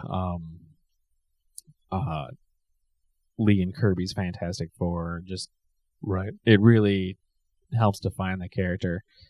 And I think that the only thing, the reason that Marvel is doing as well as they are is because they had the franchise movie, and their franchise movie was Iron Man. But now that Iron Man is over with Robert Downey Jr. playing Iron Man, he was the best. And now that he's done doing it, you had to have something else take it over. And Thor wasn't going to do it, and Hulk obviously wasn't going to do it because they tried to do that one a couple times and it wasn't going to do it. They hit a home run with Captain America. absolutely. so- Their problem with the Hulk movies is I think they fixed with the Avengers. If you can make a Hulk movie with Mark Ruffalo and have him with that kind of that attitude that he has there in that film, where it's like, hey, I'm the Hulk. yeah, You know, exactly. meh, it happens. Yeah, and sometimes they do this thing. The other ones are just so he's just so despondent about being the most powerful being on the planet. Right. You know, but, You got to come to terms with it. Although I did like Edward Norton as the Hulk. I like Norton, but I think Ruffalo is better. I absolutely agree. All right, so that was my number 4. Your number My number 3. 3. So let's do my number 3. And again, I said my number 3 was originally going to be Iron Man, but since we already talked about Iron Man, I'm going to cheat on this a little bit, and I'm going to talk about one that isn't actually a superhero movie. Although I really, really like this movie, and I didn't know at first it was a comic book adaptation, but that's The Road to Perdition. That movie, dear God, please make more of anything like that movie. It doesn't have to be Road to Perdition anymore, but that Tom Hanks does such a great job in that film. And He's Tom Hanks. He's Tom Hanks. Yeah. I can't think of a single thing in that movie they did wrong. Not one. No, we've been talking about cinematography. It has one of the most, to me, beautiful scenes in film where the Tommy gun where it's scene? just silent. Yeah. Oh my firing the God, Tommy gun that's in the awesome. rain, and the silence, like talking about the score and everything too, is so compelling. It's just Have you seen that one, Eric? No. Oh my! haven't. You got to get on that film and watch that one. It's, That is really good. I'll put yeah, it it's on a my very list. it's a very powerful scene. It's amazing. And in addition to Tom Hanks, you've got Jude Law, Daniel Craig, Paul Newman. Yep. Just fantastic film. It is one of the best cast movies. It's a sleeper movie. You really don't expect it to be as good as it's going to be. Great so crime good. story. Yeah. And that's my style. It's a very noir type. I'm really into noir stuff. I like Batman a lot. I really like Year One and that kind of stuff. So this movie was right up my alley. Love the Maltese Falcon type stuff, and this is kind of like in that direction, you know. Mm-hmm. All right, so what's your number 2? For me, Superman the movie. Right. Christopher Reeve made me believe that a man can fly. Yes. Mhm. And you look back at that movie now, and it really doesn't hold up as well as you would hope it would. But it was 1976. Yeah. Yeah. So it's, I mean, that's a 41-year-old movie, 40-year-old movie. And it really does hold up very well. And I watched some behind the scenes documentaries, and everybody talked about Christopher as being too small for the role. He's a big man. He put on a lot of weight for that movie too. Like he put on a lot of bulk and stuff, and he was in really, really good shape for that. And he actually credits that for being the reason he actually survived his accident. Yeah. We've talked a bit about Tom Hardy and Gal Gadot and actors bulking up. Like, I was surprised when Chris Evans was cast as Captain America, because he wasn't a very big guy. But he the bulked up CGI for that. that was really good too. The It body did look really switch. good. And man, Christopher Reeves, fantastic. It's Gene Hackman. Yeah, is his Lex Luthor is hilarious. Marlon Brando. Marlon Brando. To me, Christopher Reeves is Superman. There is no other Superman, which is why I was really disappointed when Brandon Routh didn't get to hold the role. He needs to look like Christopher Reeves and sound like Tim Daly. Yeah. Yeah. Well, I don't know. In an animated film, he needs to sound like Tim Daly. Yeah. Although Sam Daly sounds close enough that I know that Sam Daly's doing a lot of the newer stuff. But Christopher Reeves to me is the quintessential Superman appearance wise and everything else. It's what I picture when I think of Superman, which is why Brandon Routh was so fantastic to me, because he played Christopher Reeves. He did. He nailed all the mannerisms, the speech pattern and everything. He was tall enough. He had the right build. He looked similar enough, and I'm really angry that Henry Cavill got the role. Even though I do like Henry Cavill looks good enough to do it. Cavill looks like a Superman. He does. All right, so my number 2 is going to be V for Vendetta, and I know that again that's not really superhero, but I disagree. I think that's a very superhero movie. It has all of the elements of being a superhero film, even though there's not really any superpowers. Although there's some supernatural stuff going on. Well, it's kind of superpowered. I mean, he gets shot like does 1,000 have times. There were he does no have eyes. an hand. Yeah. There was what? It was the whatever. He looked me in the eyes or whatever. He had no eyes. Yeah. Yeah. I don't know. It's one of the best written stories you'll ever find in any comic book history, I think. It's my favorite piece of work from Alan Moore, who also has written League of Extraordinary Gentlemen, Watchmen, From Hell, so many other things, Swamp Thing. And I think the casting created was John fantastic. Constantine. Yeah, I think the writing or the casting was really good. Somebody else was originally cast. I want to say it was Ryan Reynolds. No. Or Billy Zane or somebody like that was cast originally as V, and he's actually some of his footage is actually in the movie, but the recasting as Hugo Weaving was so good. That's the kind of role Hugo Weaving was born to play. Yes. And again, wears a mask the entire time. Right. Oh, yeah.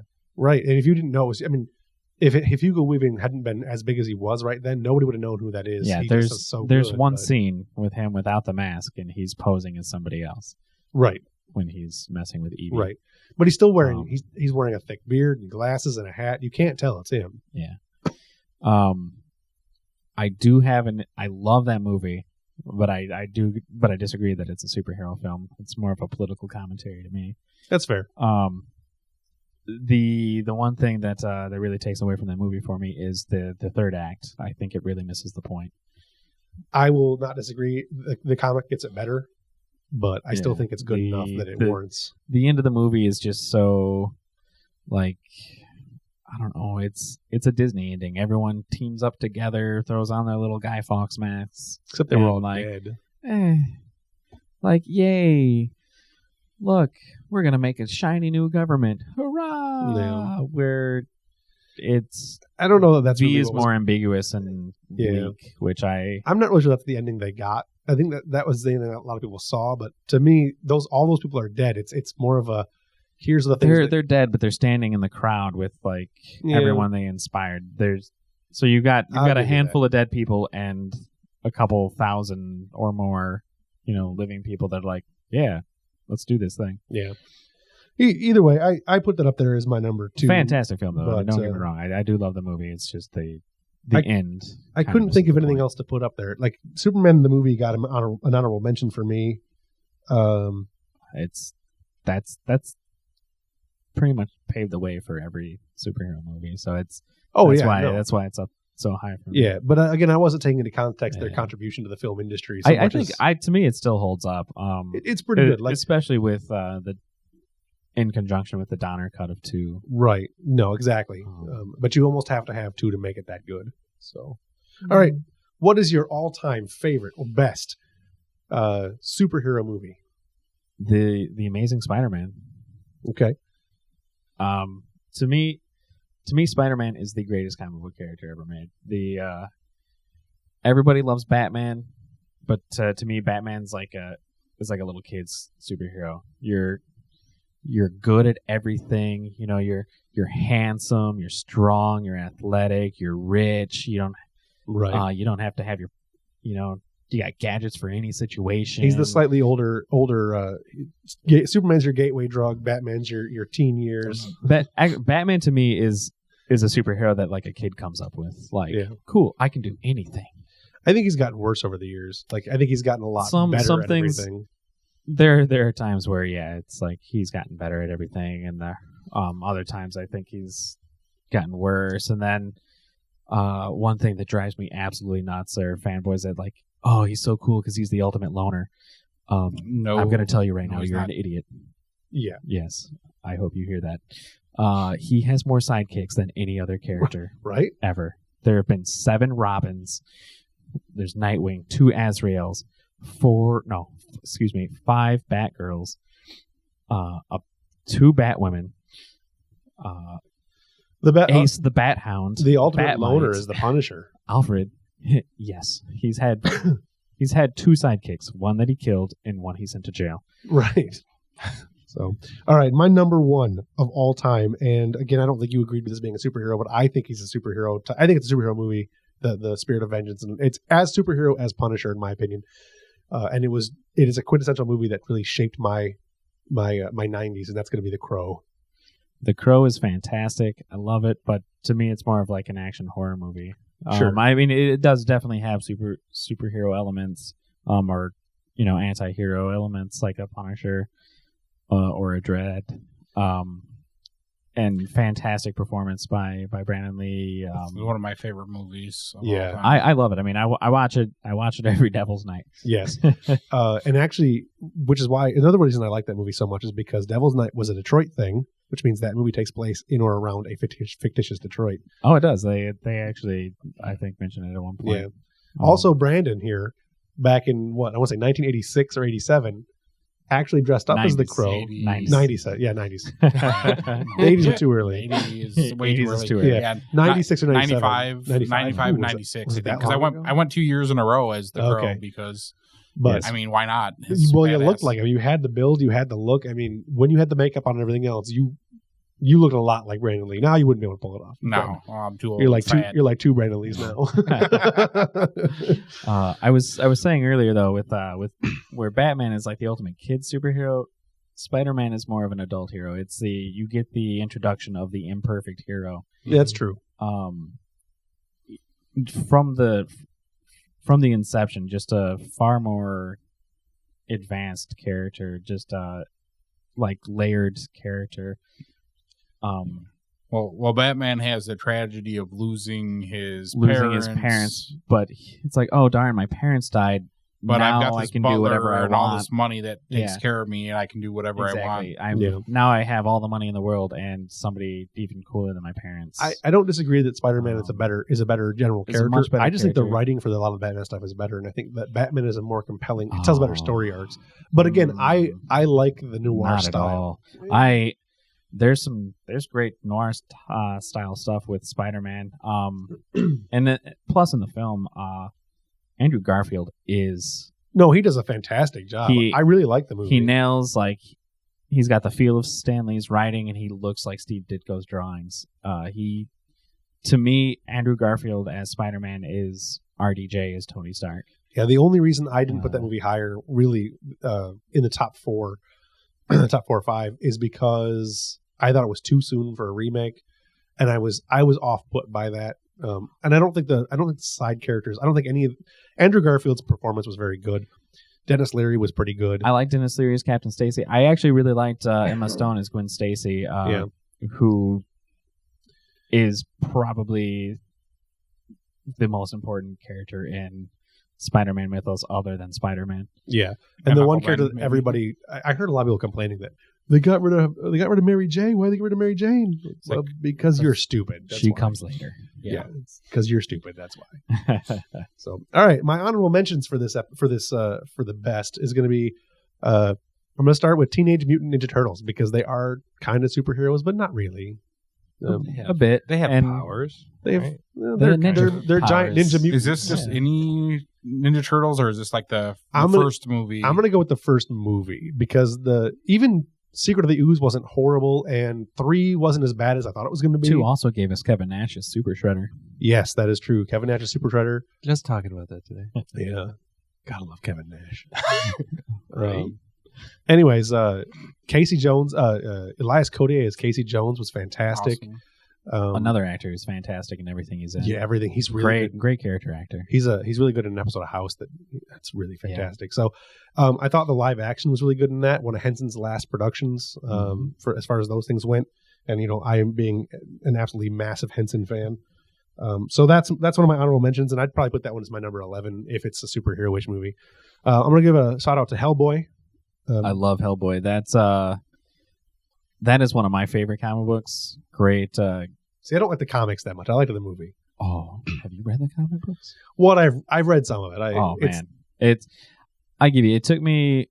Mignola's art took me a little while to get used to, but once I did, that it is the perfect fit for the story. It's just such a great dark book, and Ron Perlman nails the character. He does. He's perfect for that. Even though he's like 100 years old, he's perfect for it. The man doesn't age. He does. You just don't see it because he's always wearing makeup. I give an honorable mention to Kick-Ass, even though I know we already talked about Kick-Ass. You didn't care for it. I thought it was a fun. Horrible. I thought that Nick Cage made it a good enough movie to give it a mention. Nick Cage and Chloe Grace Moritz were fantastic, but that's one, like we were talking about with Batman, 1 or 2 performances do not make a good film. That's why it's an honorable mention. I'll give you that. I also haven't seen Kick-Ass 2, so I don't know about that one. Then I'm going to give Spider-Man, the Tobey Maguire one. I'm going to give that an honorable mention because it should have been higher, but 3 just murdered it for me. So X-Men 2, X-Men United. That almost made my list to the best. I actually really enjoy that movie. It's really, really good, but it's not a complete movie. It's not complete without the third movie, and the third movie is so bad I just can't.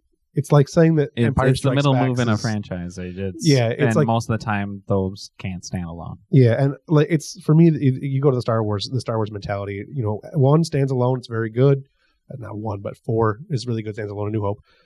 Empire is really, really, really, really fantastic, but wouldn't be half as good as it is if it hadn't been for Jedi. I think Empire is better than Jedi, but only barely. If it hadn't been for Ewoks, Jedi would be far by the best. And I don't dislike the Ewoks. I don't dislike the Ewoks. I was a kid. Exactly. They were And fantastic. even watching it now, I have the nostalgia of the Ewoks, and the more I watch it, the less it seems weird. I saw Ewoks on ice. That's I'm oddly proud of that. I still have a pin it somewhere of Wicket. I have a download of the Christmas special, and I actually watch it. I hate it, but I watch on it. purpose. Yeah, because I can't. You have to remind yourself every now and then what the worst things in film were. I don't care what movies you will look at. That's one of the worst ever. It's really bad. All right, then I'm going to give another mention out to Spider-Man 2. That's the one with Tobey Maguire and Doc Octo, who was his name. I can't remember the Sam Raimi version. Alfred Molina. Yeah. Yes, Alfred Molina does a great job. He is as fantastic. yeah. He's another one of those casting choices. And they plus the build between James Franco's Harry Osborn and Tobey Maguire's Peter Parker is fantastic. There, James Franco in one of the few movies he actually acts in. Hey, he's an Academy Award nominee, buddy. That doesn't mean anything to me. We'll talk about that in one of the episodes we got coming up. Second place. That's true. There's some great actors we were discussing who have never been nominated. One of the upcoming shows I want to do is going to be an Oscar night special, and I want to go talk about. I have a couple topics about the Oscars I want to do, and I want to review the winners and the losers and the people that have never gotten nominated that should have been. So I can't believe Peter O'Toole's never won. And Peter O'Toole never won, and I still can't believe Alan Rickman has never been nominated. Yeah. I was actually looking more into that, and we can talk about that in that episode. So I'm going to go with my last one, which isn't, again, not really a superhero, but I didn't know it was a comic book, and I wanted to throw it on there, is Red, because Red was hilarious. Red is really, really good. Still have not seen it. You need to see that. I know. I think it's on Netflix.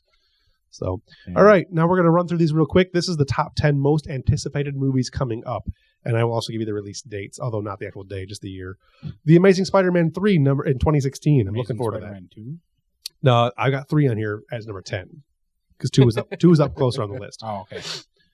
Number 9, X-Men Apocalypse in 2016. Yes. I'm looking forward to that one. Ant-Man in 2015. Oh, I cannot wait for that movie. I'm getting more and more disappointed as I get more casting information. I'm upset that Michael Douglas is Hank Pym. I would rather have seen Paul Rudd as Hank Pym and not Scott Lang. I completely agree. Who is my least favorite of the 3 people who have been Ant-Man. And Ant-Man is a founding Avenger. Yep. Hank Pym, Ant-Man, is a founding Avenger and has done so much for the team in nearly every incarnation. I have some faith. Rather see. Yeah, I have some faith they'll get it right Scott because Lang. they get everything. They've gotten so much stuff right with this stuff lately. I'll give it a chance. We'll see. I think it's gonna be the new. Plus, it's Edgar Wright, who I love everything he's done. Yeah, I fear that it's gonna be the new Hulk stuff because there's got to be one of those, and I don't think they're gonna make any more of those movies. I don't know. Then there's a Fantastic Four reboot coming in 2015. I know nothing at all about. So far the only thing they've really said is I'm blanking on the actor's name. Young African American actor from the movie Chronicle. I have no idea. Real cool movie. It's basically chronicles a couple kids find this alien artifact. Oh yeah, telekinesis, I saw that. That was and really they're all filming it. Yeah. Young black guy from that is Johnny Storm. But they're switching up which is totally fine. I got no problems with that. They've done a lot of, race doesn't matter so long as you got a good actor playing the character. They're just really switching up the family dynamic of all the characters, and it's not going to be the Fantastic Four. It's just going to be characters with the names and powers. I don't know. To me, it seems unnecessary to change the race of an established character just to change the race. I mean, it seems, if you can play it off with a great actor, it doesn't matter to me. If you're doing it just to do it, sure. But I mean, if it's a really good actor, then go for it. Sam Jackson does a good job as Nick Fury. Is better than David Hasselhoff was. Oh, definitely, so much better. I mean, I have a hard time seeing how anyone almost could not be better than David Hasselhoff, but yeah. And Sam Jackson gets it from a joke from a Mark Miller comic book version of the Avengers where he makes Sam Jackson a Nick Fury that looks like Sam Jackson, and the characters discuss who would play them in the movies, and Nick Fury says, "Oh, I'd be played by Sam Jackson." Yeah. Nice. Number 6 is going to be Guardians of the Galaxy 2014, which they just released the trailer for. I haven't seen yet, but I've heard nothing but awesomeness about it. I'm turgid just thinking about it. Oh, it's like, yeah, so I'm looking forward to that. Then we've got The Amazing Spider-Man 2 in 2014. That's this year. That's why it's higher on the list, is because it's a this year film, so I'm looking forward to it more. Very excited for that one. I haven't seen much about that one, but it looks... I saw some trailers. I saw some trailers that look really good, but the only thing we're talking about Spider-Man 3 having too many villains syndrome, and that's the main thing that I'm... See, I think Spider-Man 3 will work because this time I think they'll get it right where all these villains are an actual established team, the Sinister Six. There's not going to be a lot of focus, I think, on the characters on the villains as individuals. Yeah, which is the problem when you focus. Yeah, that too much. could make a good difference. But if you just lengthen the movie a little bit and put a little bit extra development in there for stuff, you're fine too. I think they can do you don't need to know everything about every single character. Yeah, that's the problem like I said, that the too many characters thing does. I think you can have the Sinister Six where you'll as have long as they don't go someone into introduce too them much as one. detailed background about each one. Yeah, definitely. I mean, like I said, it will. From everything that I've seen, it will probably go very well, and I'm hoping that it does. It has the potential that if they're not careful with it. Yeah, I'm confident enough in the way they did the first one, they'll do fine for the second one. And speaking of Chronicle, the star of that movie is... I kind of thought the same thing about Spider-Man 3, but... I don't know. I thought they did it was well Sam enough with Raimi, the first two. It was Sam Raimi, and he was getting campier as things went on, so I knew it was going to... I thought it was going to take a bad turn. Then you got Sin City, which is my number 4. Sin City, A Dame to Kill For in 2014, so that's coming out this year. I like Sin City enough, and I would like to see... the last good thing that Frank Miller wrote. Yeah. No, I'll give you that. I'm sorry. I love your old work. I'm going to go with The Avengers Age of Ultron in 2015. I can't see them doing this wrong, and really I don't care much about Age of Ultron. I'm really looking forward to the third Avengers movie. I'm really looking forward to this movie. Ultron is one of the greatest Avengers villains ever. Except he's not going to be the real Ultron. My biggest complaint is that it's basically a Jarvis from Iron Man suit that gains engines instead of Hank Pym accidentally creating super killer robot. Yeah, it would have been nice to have Ant-Man come out before and be the launch for it, but I don't think that's going to happen. It's not. It's scheduled for after. Yeah. Then we've got number 2, X-Men Days of Future Past. I'm looking forward to this big time. We talked about it a little bit before. Already, really cool. And I'm really happy with some of the characters being introduced. Like we're finally seeing Sentinels. Peter Dinklage as Bolivar Trask. Amazing. The creator of the Sentinels. Plus Sunspot. Big fan of one of the founding New Mutants, current member of the Avengers. Real cool character. Glad to see him showing up in the movie. Yeah, and my number 1 most anticipated movie of the upcoming anything is going to be the Captain America: The Winter Soldier. I can't say enough of how awesome this looks. So I read the book. You loaned me, Derek. You loaned me the story. So I now have an expectation, which I kind of wish I didn't have because I don't know if it'll live up to it, but. It looks like it's going to be really good. Plus, more stuff with the Scarlet Witch. They're talking about her getting her own film, or maybe a movie with her and Hawkeye. This could definitely come out of that. The Falcon looks great. There's an animated movie coming out that's called Avengers Confidential, which is Black Widow and the Punisher. Ooh, that could be cool. That'll be in 2014. Other quick other ones that are coming out. Supposed to have Scarlet Witch in this, or did you mean Black Widow? Or that's what I meant. I assume you meant Black Widow. Black Widow, yeah. Scarlet Witch is actually Scarlet Witch and Quicksilver are both in the Avengers, though. Yeah, I know they are. Some other ones that are coming out that I'd like to look forward to is Amazing Spider-Man 4, which is going to be a 2018 release. Man of Steel 2, which is currently untitled, although everyone's calling it Batman vs Superman. It's going to be 2016. I'm looking forward to it because I want to see a Superman movie that is good. I want to, but it's not going to again, earlier when we were choices that I've heard leave me. We discussed those problems. Also, since this Man of Steel's Superman's only weakness is Kryptonian atmosphere. How is this a fight? Well, we didn't really discuss. They didn't really discuss what that kryptonite was, so Maybe. They're going to discover that, then they're going to magically discover kryptonite so Batman can not get nuked. From I'm also not orbit, entirely certain it's not Batman versus Superman. So, which is a horrible idea. Yeah, it's not an argument that I think anybody should ever have had. I don't understand how Superman doesn't just Frank Miller fly backwards through time and save Batman's parents. There's no Batman. Yeah, back in the day. back in the day when he could just fly around the world. Or backwards really you fast. have a piece of rock that if I'm within 10 feet of you, it makes me feel sick. Let me go 11 I feet. can melt you from space. Right. Let me go 11 feet behind you and Yeah. zap. I can see you coming because I can see through fucking walls. But he's Batman. He can take out everyone. Yeah. So that's where I get that you're talking about the Batman maybe. Yeah, but see, that's not the Batman that I like. I like the Batman that's got flaws. So some other ones that are coming out. That came much later. Yeah.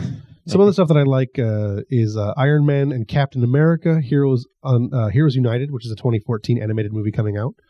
And then I mentioned 300 already, and then there was 300 Rise of the Empire, which I the more cannot wait for that. the more commercials I see for it, the less I want to see it. I want to see it more. Yeah. I like that kind of epic beat 'em up. Over the top. I I'm love not me sure. some epic over the top action movies, but I don't know, just the Zack Snyder's kind of airbrushed slow motion fights that have been in everything since 300 kind of bugged It me. was fantastic in 300. It really fit was the really comic good. book style, but it looked like Frank Miller's Maybe art, that's- but it, I didn't care for it in Watchmen. Everything or over- Sucker everything has- Punch. everything has been good. I liked it in Watchmen. Everything ever since then has been really getting too much. Like Spartacus, Blood and Sand, and everything. All the Spartacuses after that, and you've got Pompeii coming out now, and the new Hercules movie, and all this other stuff that's coming out. They're all using pretty much the 300 style, Yeah. and it's so overdone. And the 300 movie itself was great because it was the story, one of the greatest stories in actual history.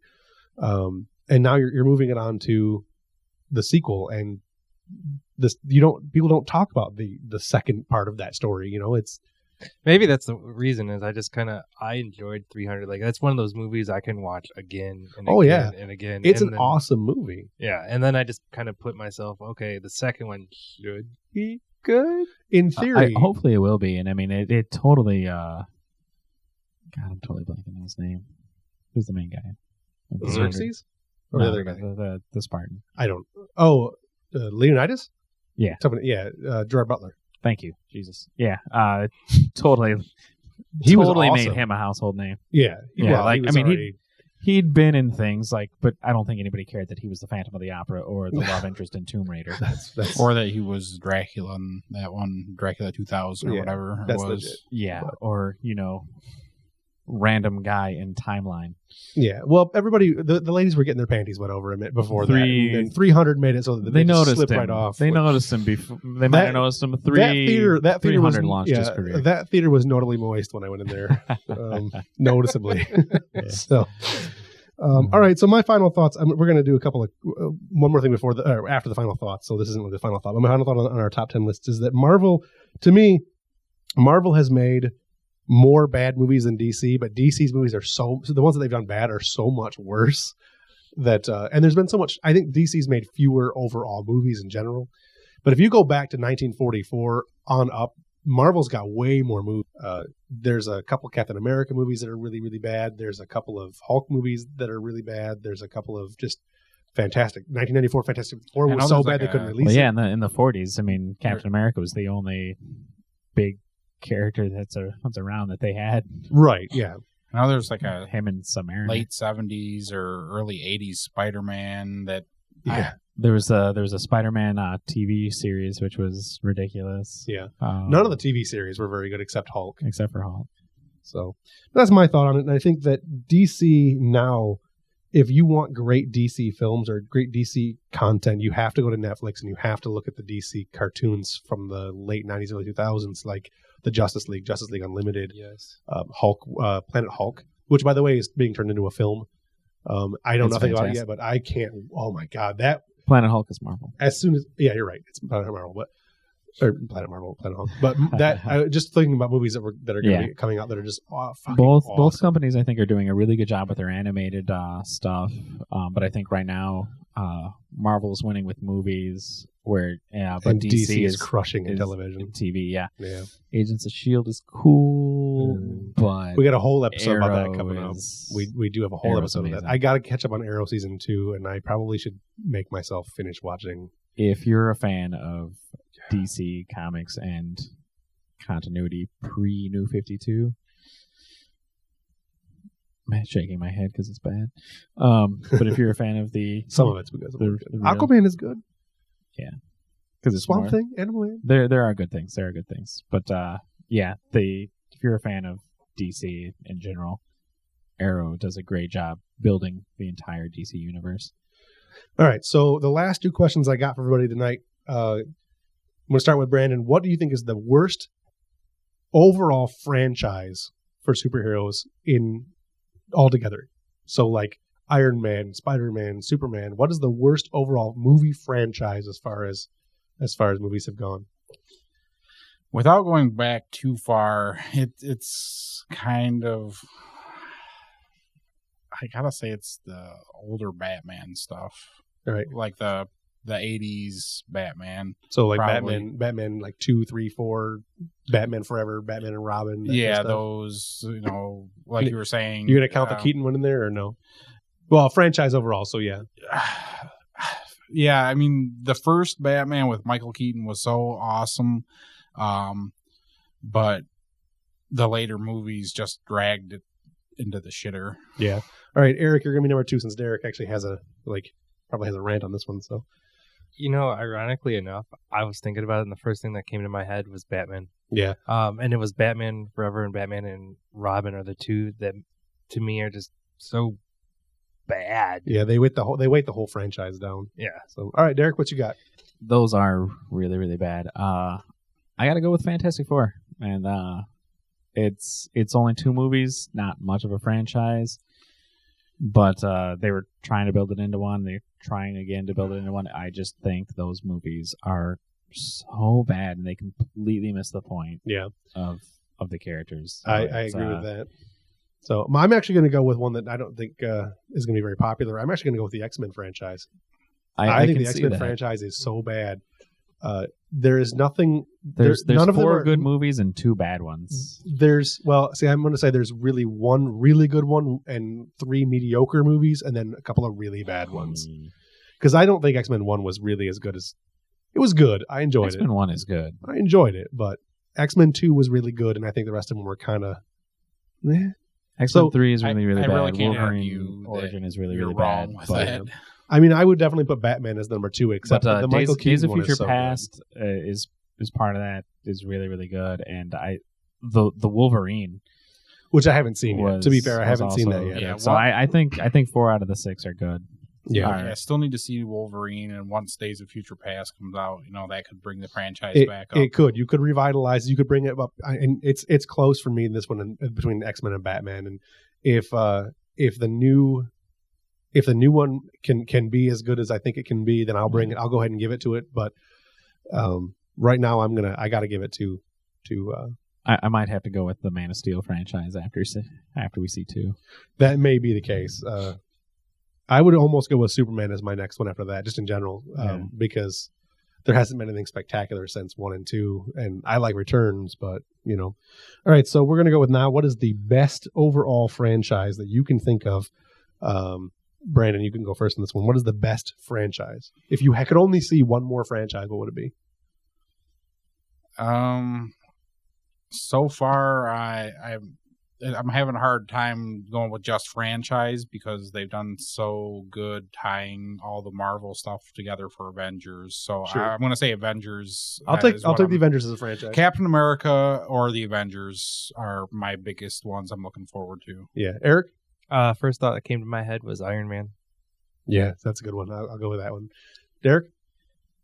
The Iron Man movies are really good. My only problem is that 2 felt like such a go-between movie leading up to Avengers, and 3 was kind of disappointing in general.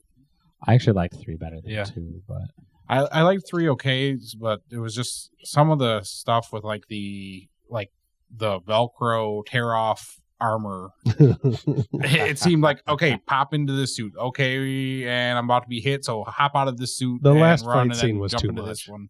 It wasn't done well. It was a bit much. So, Derek, what's yours? Captain America. The casting has been fantastic. Like I said, I enjoy Captain America more than Iron Man, just a little bit, but enough that it edges that out for me. I love everything about those movies. Great cast, great casting with Chris Evans. Great supporting cast. Yeah, I'm going to go ahead and say that if I could only see one franchise going forward, if there's only one, it's going to be Captain America. I love Captain America. Both Captain America and Thor are already signed for. They're already making or writing up third films. Yeah, and to me, the Captain America stuff. Even if you're going to go 4 or 5 more movies, I'm going to go with Captain America because I think they can actually pull out the story for it.